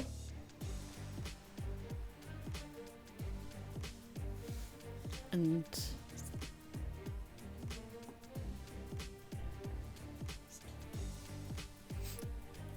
so you don't, there is nothing eating at me. I grieve no one. I am a god. You should not presume to know better and just drop him again. As you say this, you drop him and he doesn't seem to fall. And at that point you remember that you're not entirely sure this is real. And as you drop him, all around you, everything starts to shift and you're kind of overwhelmed with images of yourself in your darkest moments and in the moments when you try to visit the schools and have a relationship with them, and in the moments where you run back around to get the body and carry it with you, and you're being force-fed all of these images of the deep intrinsic sadness to your own self and being.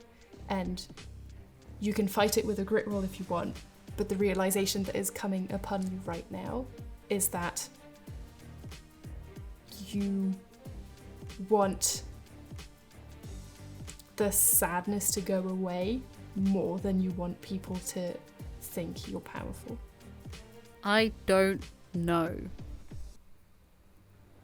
if Saturn believes it's possible for the sadness to go away. Mm-hmm. And has spent so long like pushing it down that it's become like foundational. Yeah. So I don't know how he would handle that. I think immediately, whilst the most present thought in his head at the moment is not anything about any of that. It's, I've not got the body here with me, so I must have left it again. And I keep doing that, so I'm gonna keep feeling worse. So I need, I'll just say, I'm just like, but I need the power, because there has to be something that makes this be worth anything. You can continue on your quest for power. I cannot stop you. The moon cannot stop you. Your friends cannot stop you. But if you think that power will bring you forgiveness, you're wrong, Saturn. There's... Wait, he didn't drop, did he? So he's still... He's like floating. I grab him by his lapels and I'm like, there's no forgiveness. And that's not what the power's for. There's no chance of it. He grabs, he takes his own hand when you say there's no forgiveness, and he taps where your heart would be, gently.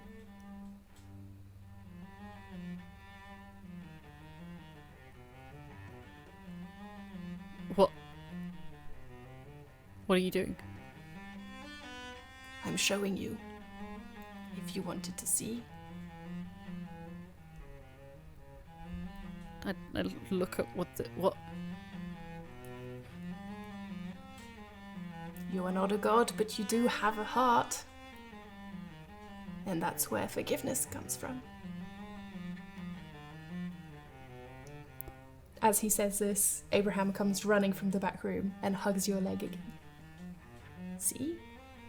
He forgives you. He doesn't know anything. He's a child. I kick him to get off again. And there are things that cannot be forgiven. Would you really think so if you were a god? Do you think gods fight these types of ideas and beliefs? Do you think gods have time for regret and guilt? No. Gods take and they take and they take. You are not a god, but not in a bad way. I am not telling you you are not a god because you aren't as powerful or you couldn't be a god. I am telling you, you are not a god. Because you can find it in yourself to be better than one.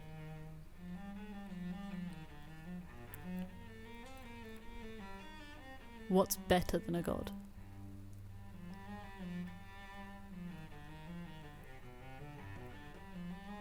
That is not for me to say. And he's gonna drop down, grab his son, put him on his lap again, grab the banjo, and start playing the same tune that dragged you to him. And then he's gonna look at you and say, "Wanna try?" Part of me really wants to have Saturn pick up the kid and throw it across the room. Sure. Roll It's not going to happen. No, it's not happening. It's just that's what Saturn's instinct is to do. Okay, then roll a grit to see if you can resist the urge.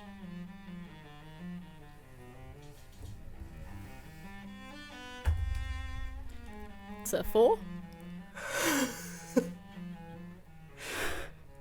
You manage to stop yourself immediately after you've grabbed the kid, and you look at Tim, and you're holding his son, his pride and joy, the being that he loves more than anything, and you're being violent to this child that truly offered you nothing but love in return.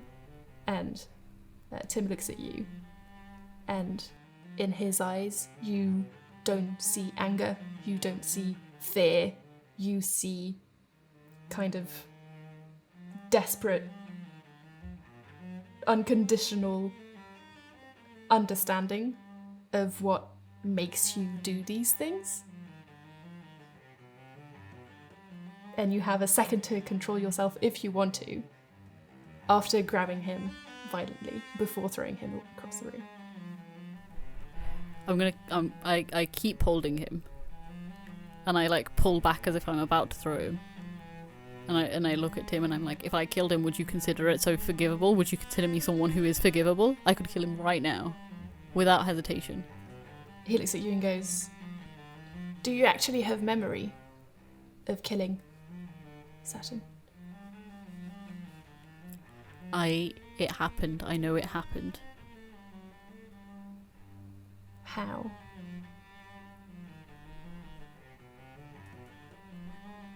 I ate my sons. When? What does that matter? It matters if you've convinced yourself of something that wasn't true.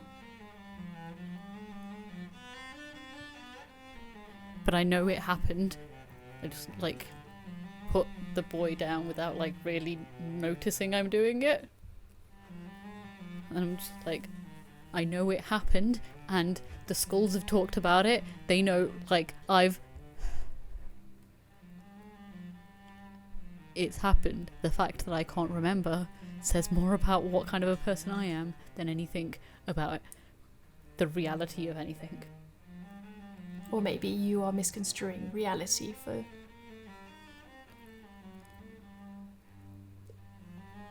lies.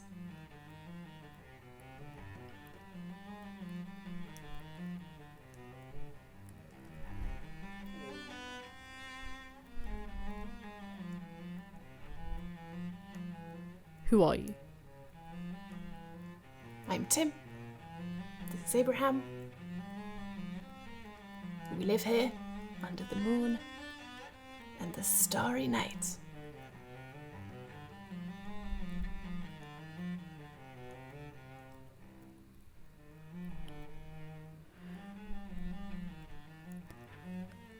Saturn just turns around and runs out the door. Okay. As soon as you open the door, you feel yourself fall, and you are pulled through. You feel really dragged by force back into the persistence of memory.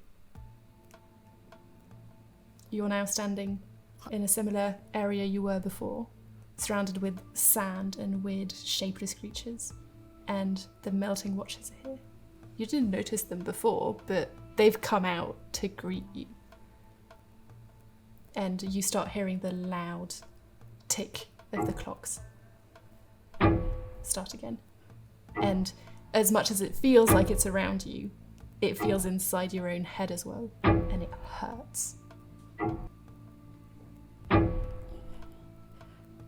I look at the clock face and I say I am the god of time, and I try and make it stop. Roll. How are you trying to make it stop? And then you can roll whatever stat you're using. I think it's like through sheer force of will, so I think grit. Okay.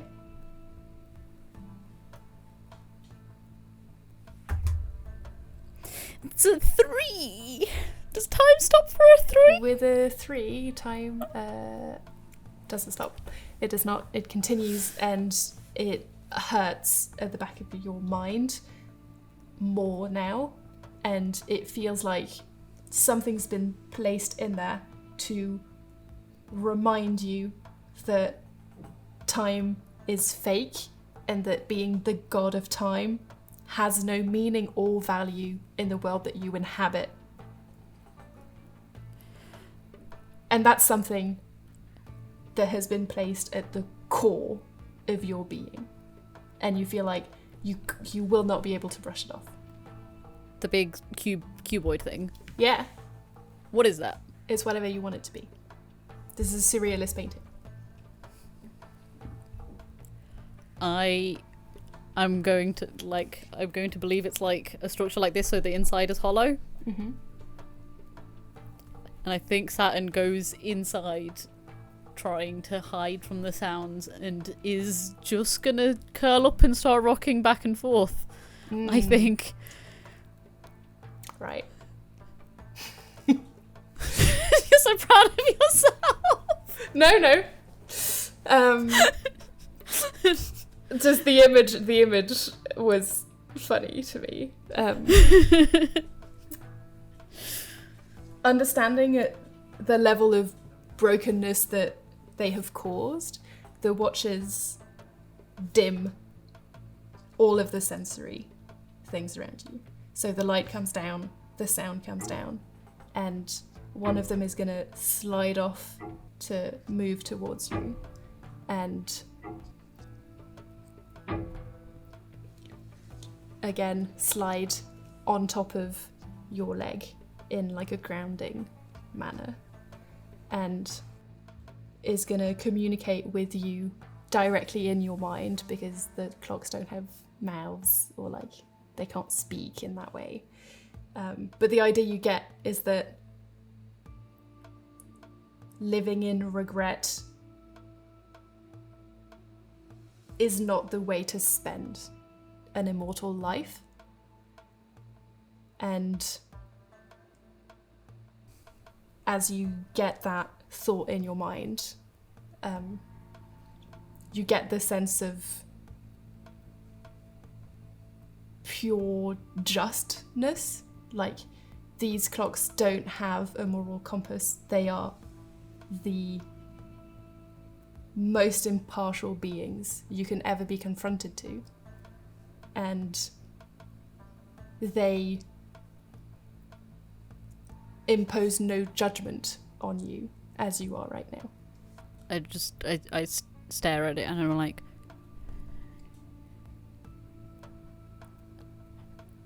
I have done things that mean to move beyond regret would be heinous, but I don't remember them, and apparently that's a lie. But then if that's not true, then what is true? What is there if there's not all the things I know? And you feel imprint like on your eyelids, so you see it as soon as you blink, and it just says everything you've lived.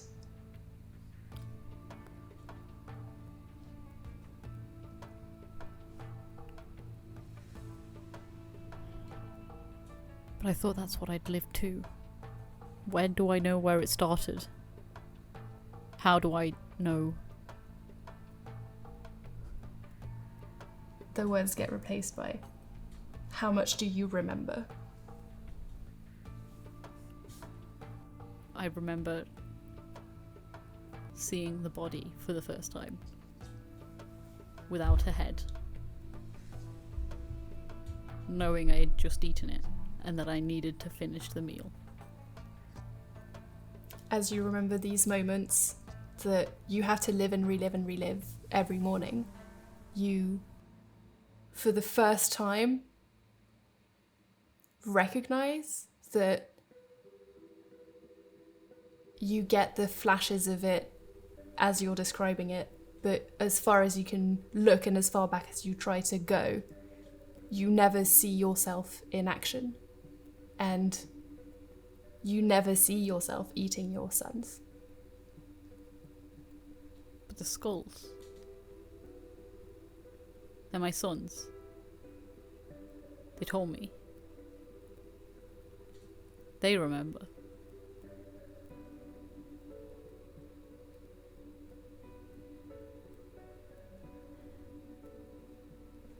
You just get the tingling sense in the back of your mind that people lie.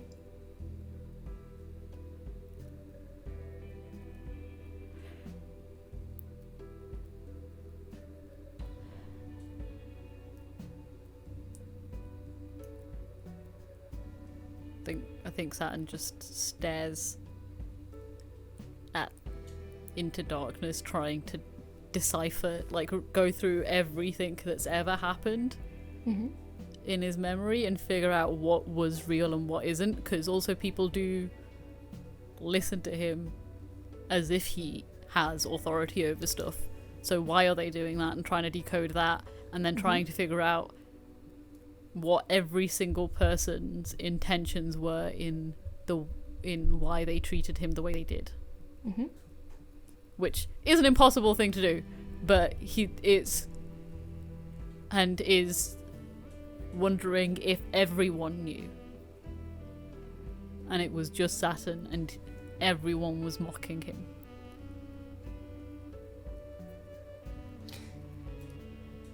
I think as you think about that, you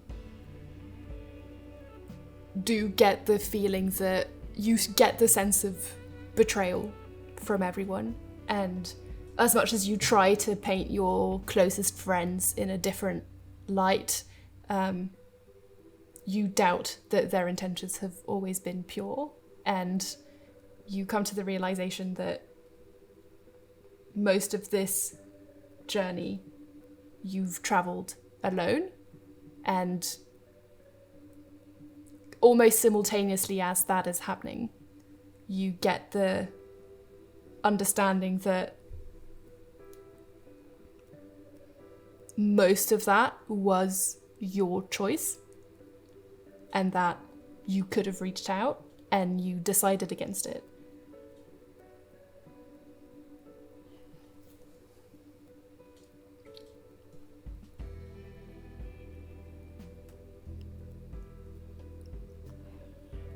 I think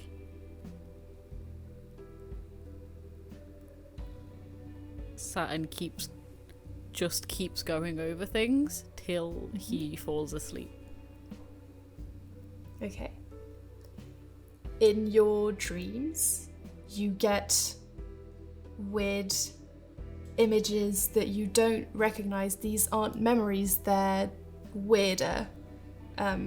You're stood in the home of the little girl in the blue armchair, Griselda, Sim's best friend, and you're watching Sim completely helpless, trying to prevent her from falling through sand that has cracked the painting.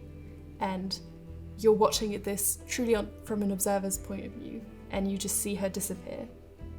And then it cuts to a sort of stone landscape with grey skies, and the two Fridas from the painting, the two Fridas. And behind them are in glass sort of containers Lucia and Venus, and you watch tearfully Thea cutting the thread that's linking her to Venus, and you watch as Venus in a similar way sink through the floor that turns into sand, disappears inside, and then the sand fills back up. You're seeing this from such a distance you can barely tell what you're watching, and you get sort of bits of sentences in your head. You get Griselda saying to Sim, "Oh, I hope the Overseer never learns about this." And then you hear the Fridas say, "It seems like your little friends here have ended up in a little bit of trouble from the Overseer." And you try to trudge your way closer to everything that's happening, and you see right before the sand fills back up just a little colony of ants, like red ants, and you see them pushing the sand and like recreating the paint in that space, and then vanishing as quickly as they've come here. And then you wake up. You're still in the cavern, you're still in the persistence of memory, and you get a feeling that you've seen the ants before. And you walk out of that cabin, of that little hut thing that you've made for yourself. And yeah, next to the two watches that have forced you here is a sort of pocket watch covered in ants. And you watch a trail of them kind of going off and into the painting. Can I run towards the ants? Yeah. And I try to ask the pocket watch if the ants are harming it, if I need to get rid of them. As you try to speak, the words don't come out of your mouth, and you're back in this space with sound everywhere and the clock's ticking both in your brain and outside, and you understand that you have no control here, and your voice doesn't come through, but you're seeing, rather than the ants causing harm to the pocket watch, it looks like the pocket watch is guiding the ants with its ticks. And looking down, you see a little trail of ants going off. Can I follow where they're going? Okay. As you follow where they're going, you peer through the painting and you go below it, and you end up in sort of painting limbo. You're used to this, you've been here before. It's when the painting you're trying to get to doesn't allow you to come in.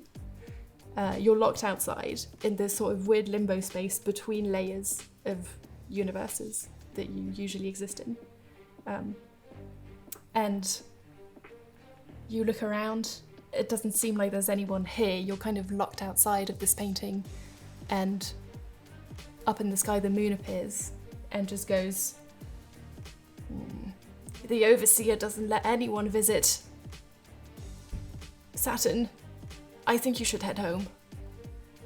Who's the Overseer? And by the time you're finished saying this, you're back in your painting just in time to see the body of your son melting through the floor in between this sand, getting dragged down. I'm scrambling to try and grab it. Okay, roll a brawn or fight. Brawn. Mm-hmm. Nah, he's fighting his way. He's fighting his way through. I just know the stat for brawn is better. That is a 9. Is that a 9? Hold on, yeah, it is. You grab as hard as you can, but the force pulling on the other side is stronger than you. And as you watch your son disappear... Can I use up an adversity token? No. You needed it. Okay. You needed it. You needed in that 20. Okay, yeah, fair. You peer through the gap. I will give you something because it was a good roll. You peer through the gap and you just see two eyes smirking back at you right before the sand solidifies back into paint again. Do they seem familiar? Yeah, I would say so. Yeah. Oh god, I thought you were gonna say roll a brains check, and I was gonna be like, no. Where do they seem familiar from? Okay, roll a brains check. Okay. You'll get it unless it's a 1. You mean unless it's okay. I can't get a 1. So no, unless you roll a 1 on the dice. Well, I rolled a 2. Okay, you're fine. Vague. You've seen this smack before.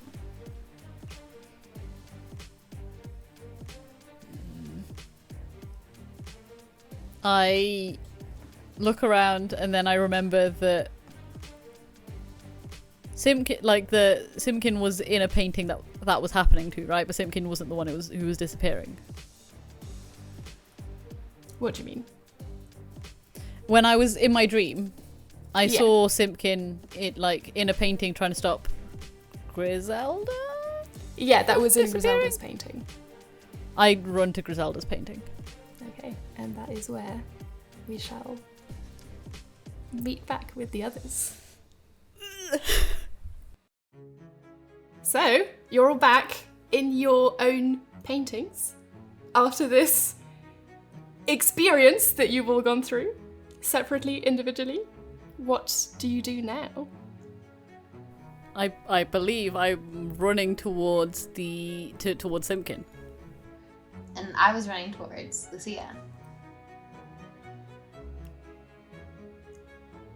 What's Simpkin doing? I'm clutching my Earl Grey as if my life depends on it, and I'm just sipping it. We're gonna deal with Saturn first. You get into the little gun blue armchair, and it's weirdly quiet in there. Is there anyone in there? Give me a brain roll. Why do you always make me roll brains? You know I ain't got any. Oh! That's That's a true. 4. It explodes. No, it's a 4 total. I've got a +1. Oh. You look around. There doesn't seem to be anyone. Can I just shout? Can I shout Simpkin to the room, and then if I don't get a response, I'm gonna keep going? You shout Simpkin to the room really loudly, Simpkin! And you wait for a couple seconds, and you don't hear anything back. I fucking go to Simpkin's painting. Stop making this so tense! You okay? I had a weird dream. Nothing's Hello? real. No, what? Did you know this? What? Are you okay? What do you mean nothing's real? Did you have a Nothing weird is dream real. too? Did you have a weird dream too? I don't know what it was. There was a guy fucking called Tim. He was a dickhead. I hated him. And he said that nothing was real. Do you want some tea? Where, is there a teapot anywhere? I'm sure Simpkin's got a teapot. I pick up the teapot and down it from the teapot directly. Okay, you seem pretty stressed. I feel like you also had a weird dream, but it's okay. I think the dream's over now. Have you heard from Thea? No, shall we go find her? Yes, Make I feel sure like that she's okay as well. People were disappearing. I saw them. You saw them? I saw them disappearing. Okay. Yeah, we should go find Thea. Where do you think she'll be? I mean, we could check Thea's painting first, or we could go to Lucia's, because Lucia would know what's happening as well. Yeah, I would. I mean, if she had a weird dream too, I feel like she'd probably want answers, and Lucia always has answers, so maybe she can help. I feel like you're being too calm. Well, it's okay that we've woken up. It was a dream and it was weird, and I'm scared, but like it's fine. No. We're not real. I don't understand what you mean. There's a world that's real, and it's all like white and boring, and it's just a big room, and we're not we're just paintings in the room. You're saying crazy things that I don't understand. Let's go find Lucia and Thea, because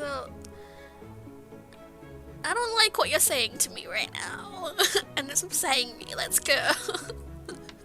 I don't want to know it either, so I understand that it's upsetting. That's very emotionally mature, and I wouldn't expect that of you, and that's making me worried about what is happening. You just said you understood my emotions, and you've never said that before. Let's Only go! because I just had those emotions!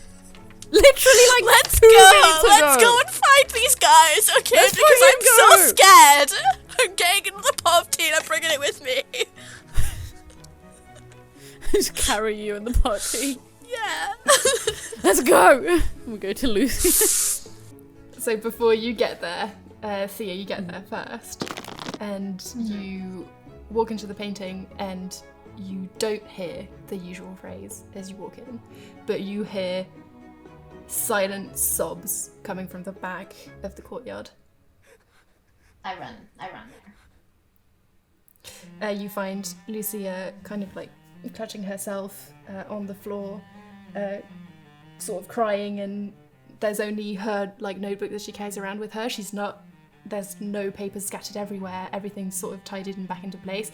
She's just got her notebook opened next to her, and yeah, she's just crying a little bit. And she hears you come in, and as soon as she sees you, she starts sobbing even more.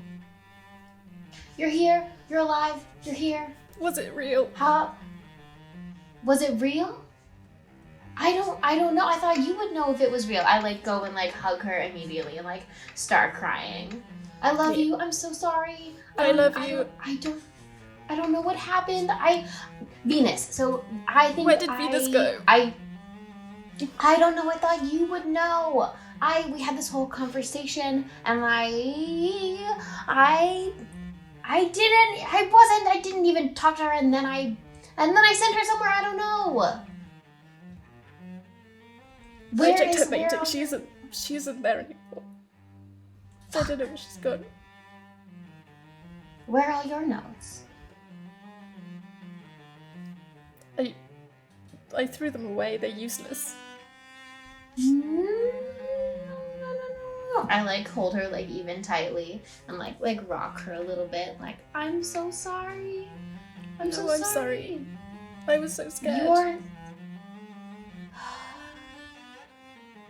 I know it's scary, but I think Venus did know. She knew stuff about the world. What did she tell you? I'm trying to remember. I think what she told me was that our reality, like, moving through different paintings, like, there's more than that. That there's, like, a world outside of that. Oh, yeah, I remember her saying that, like, her painting would get moved from place to place. That, like, there were other beings, like, operating on her and deciding where she went, which was scary.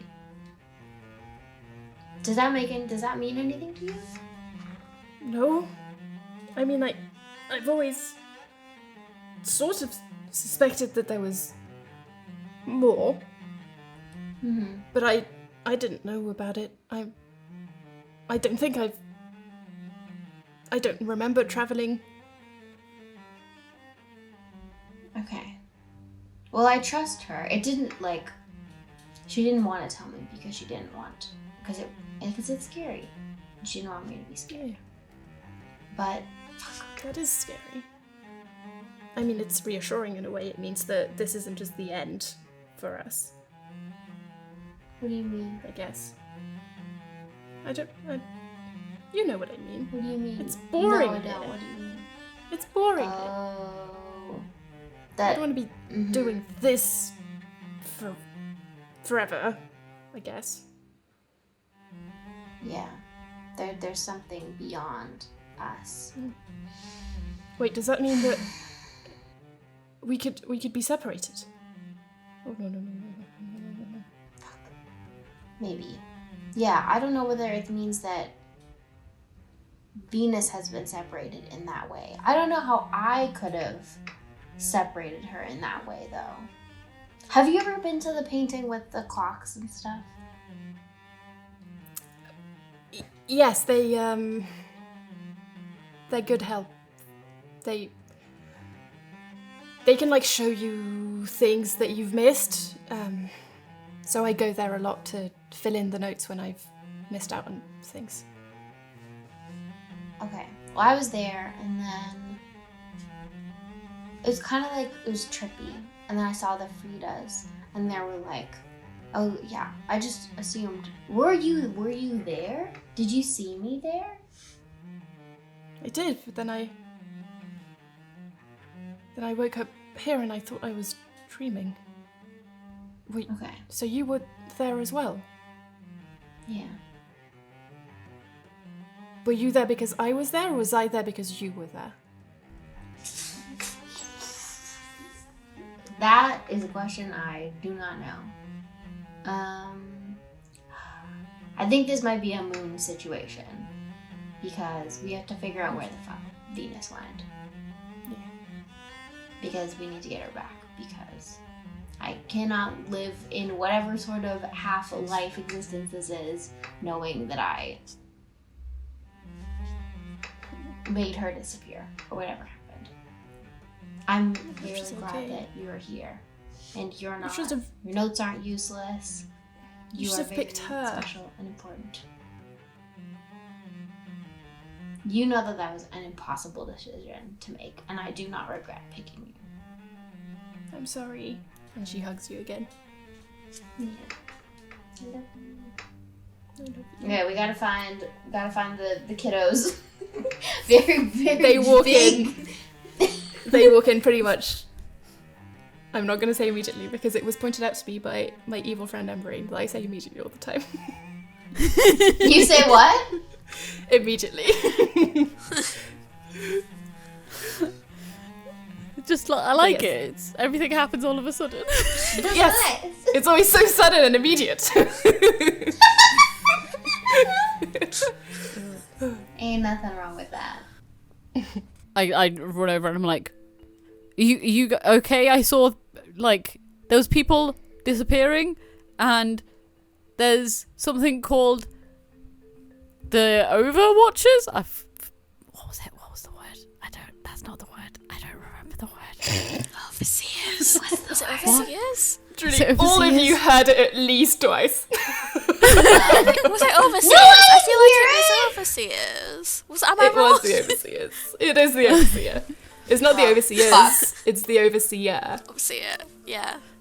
There's someone called the Overseer making people disappear. Wait, that was in my dream as well. Now that you've said it, I remember it was also in my dream.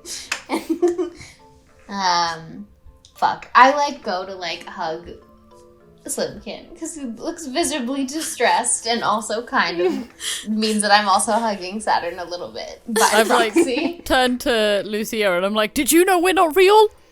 Stop saying that! I guess I suspected it.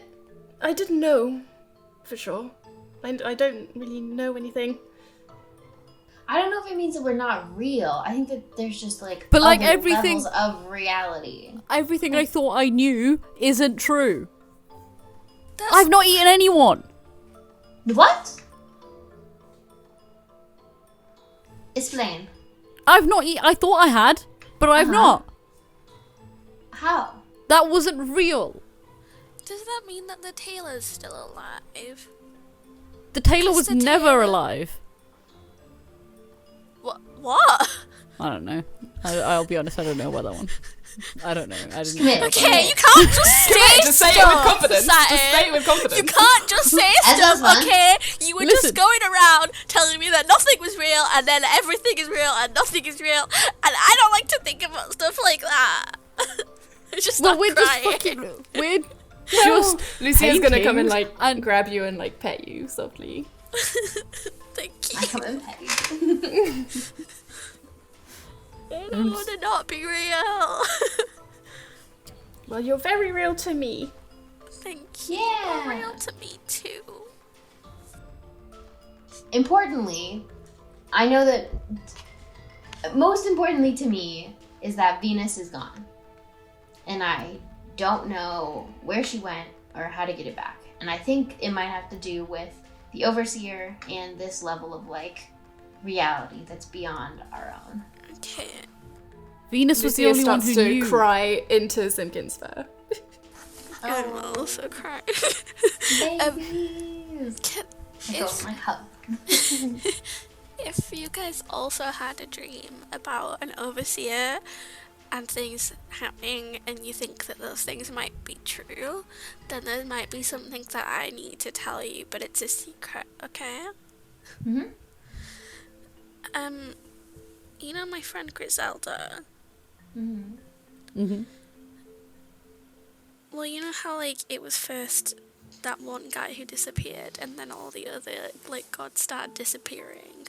Well, it's not her fault that the gods started disappearing, but that one dude who no one really cared about, it was just a little prank because everyone treats her like a kid, and it's not her fault. But he's fine. He's fine, and they can put him back in. She can put him back in the painting. And I told her that's what we were gonna do. And I told her that I was gonna tell you guys about it because you guys will be able to help us. But please don't be mad at her because she's just like me. And I don't she care just- about him, the guy that disappeared at all, so it doesn't matter. But how was she able to make him disappear? No, he didn't like disappear. He was just like asleep underneath the sofa in her painting.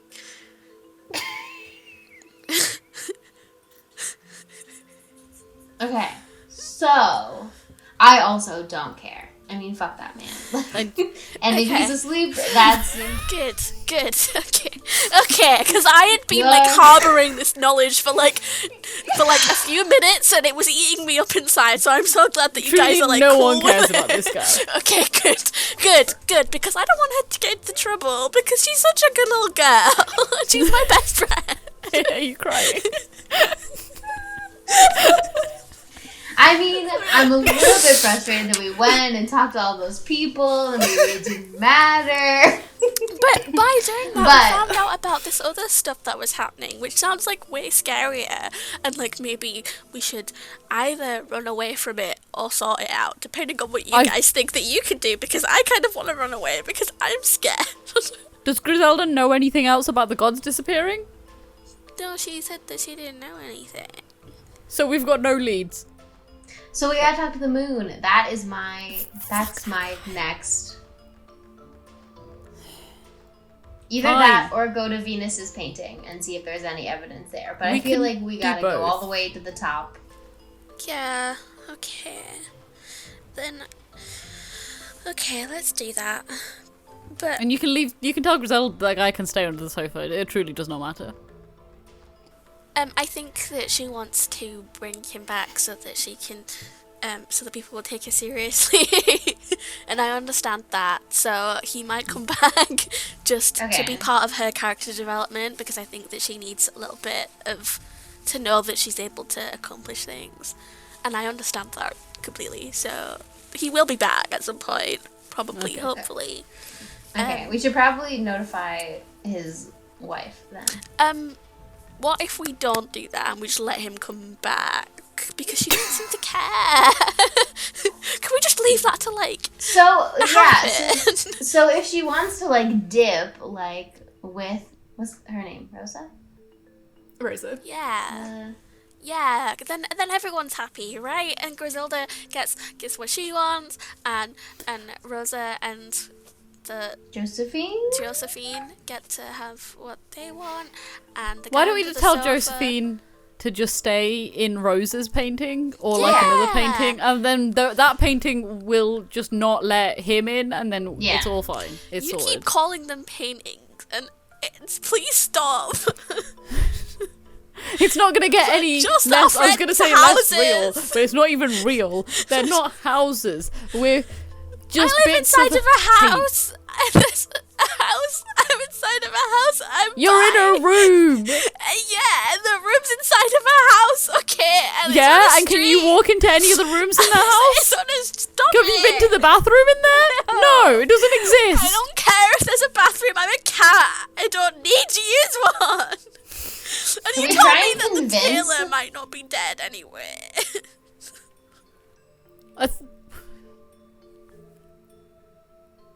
It doesn't matter. Let's go find out what's happening to all the people that are disappearing. Sim, I know that it's scary and I know that it's overwhelming, but you're a very important member of our team to help save all of us. And I think we need you to understand so that we can use all of your brains to help us fix this. Okay. In my dream, I did feel less scared than I usually am. Because I went into some places where there was water and I wasn't that scared of the water. And also, you know how I hate the wave? Well, I think maybe it's not her fault that she gets everyone wet. And it made me feel bad. Relatable. I deeply understand. I get it. A problem I also face. I'm trying to open up to you guys. I'm being serious. I'm being serious. I'm relating to you. Yeah, I It's appreciate that. Okay, no, I Also, don't if feel it makes like you feel I'm any scared. better, that water isn't scary because it's not real water. Okay, you stop it. Okay. Okay, I gonna, just like, we just grab got your index finger and like just hold it and be like, we're just getting to a point where I might be okay with this whole situation. I Please, was helping! You are not helping. You're scared of water, there's no water! Okay, I don't want to talk to Saturn anymore. Let's just go. I appreciate you, Saturn. I feel like we gotta keep Sim on the calm. The calm. If we're gonna keep a calm head and figure this shit out. I'm just a little guy. Okay, I'm doing my best to navigate this strange world. Okay, we doing moon first? Yeah, let's go talk to them. I think it's best that you talk to the moon. I don't like that guy. That girl? Whatever. The moon. Ephemeral. the moon anything. Non-gendered. Is what I decided. Okay, how do we... I guess if we talk about the moon, then the moon will just appear, right? Yeah. The moon is Buffy. Where's Venus? Hi, Moon. Hi.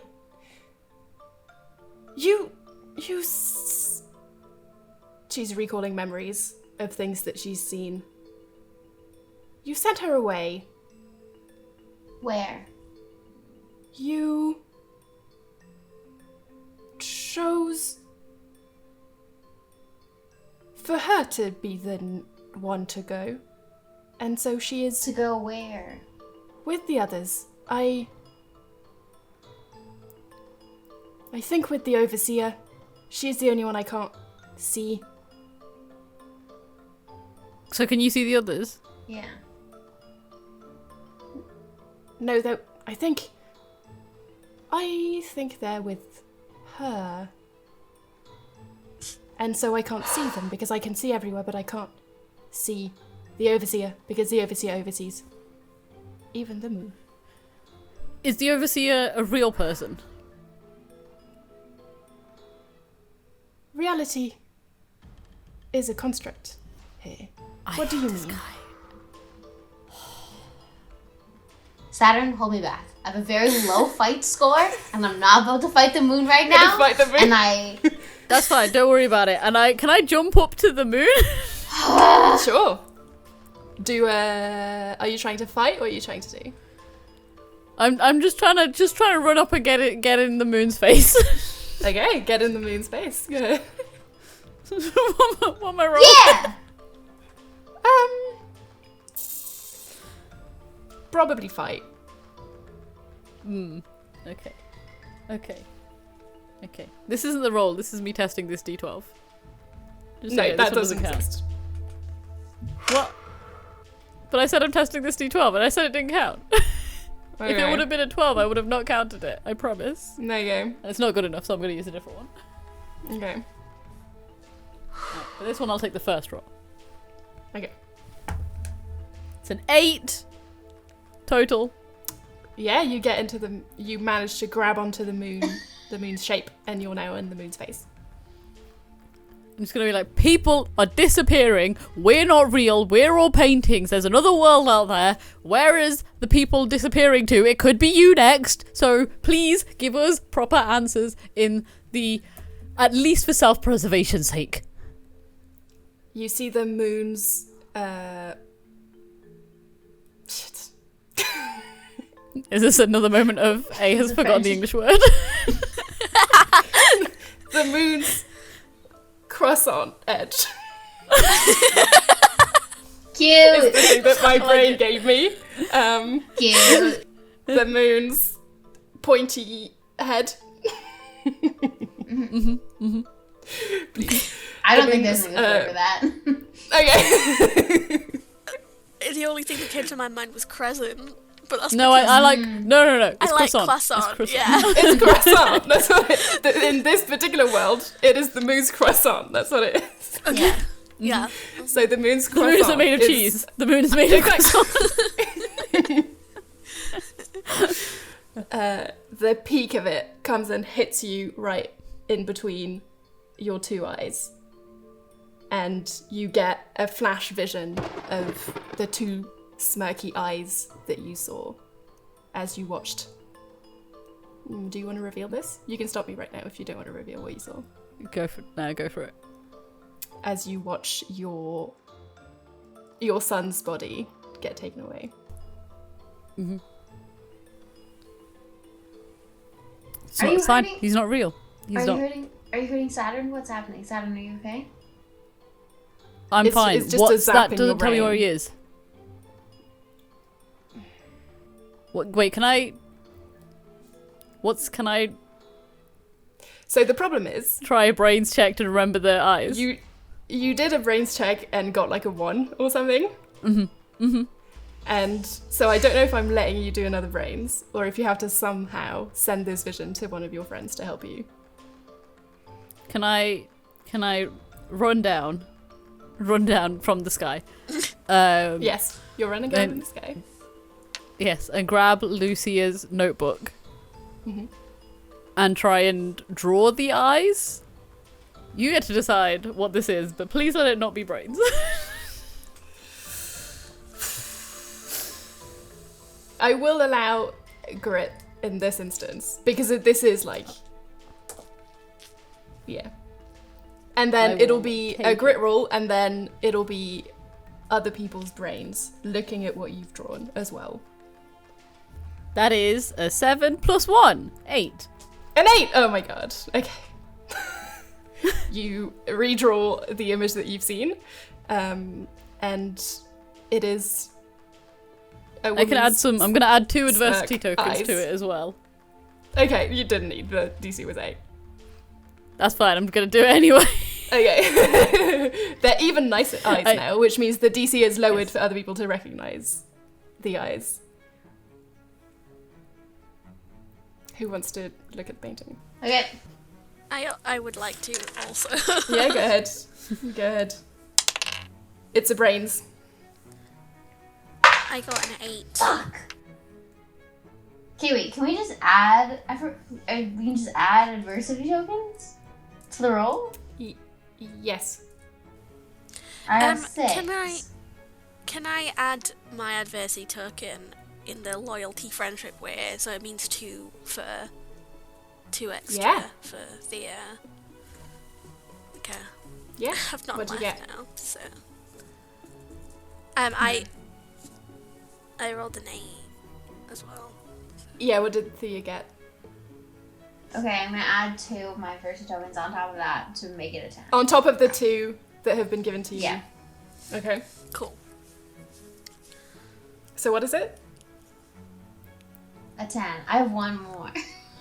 Okay. No. 10 I've is got enough. 10 a and 8, billion 10 more. and 8 I is can enough. give him. No. Cool. You look at the eyes, and at first, Sim, you don't. You're like, I've seen these eyes before. They're smirking in a smirky way that I've seen before, but in a kind of distant way. Like, this is a figure that you don't get to visit very often. Or ever, really, if you try to think back on recent memory. But you can't quite place it. And Thea, you look at the painting and you know exactly who this is. This is the only woman you could never have, apart from Venus, which you think eventually you might be able to have. This is the one you can't even get close to, because those are the eyes of the Mona Lisa. And that is where we will end this episode. And I really didn't think I would have to tell you who the eyes belong to. You thought we'd be able to guess. Yeah. The overseer, I don't know. Okay, let me just say that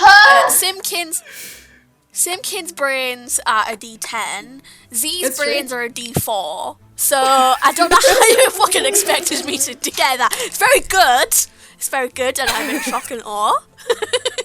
But I was never gonna fucking guess that. Also, I forgot that she existed. Me too! I was banking on that, to be fair. I was like, you've not looked at the paintings. You've not re-looked at the paintings because I sent them like a month ago. I look at the paintings when you reference them, Yeah. Yeah. but I haven't looked at the group of paintings. She's also a painting. How could And she you said be smoky overseas? eyes. This is so, like, what the All fuck I is could think happening? of was the cover for Great Gatsby, and I was like, that's not that.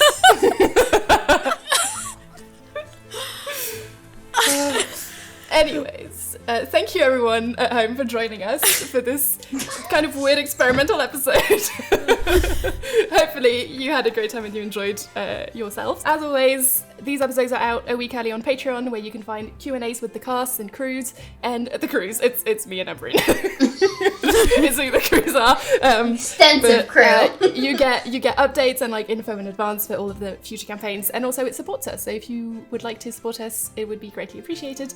And if you don't have the money in these horrendous dire times, please consider subscribing to the channel, to the social medias everywhere at Blanket Fort RPG, and we shall see you for the resolution of Framed next week. Bye! So Saturn's really gonna have to hold me back. I'm gonna knife the Mona Lisa. That's another Punch the Mona piece Lisa in of the fucking head. merch. That is another piece of merch. I'm gonna fucking knife the Mona Lisa. Wear that to the Louvre. Yes! I don't know if they let me in. Please.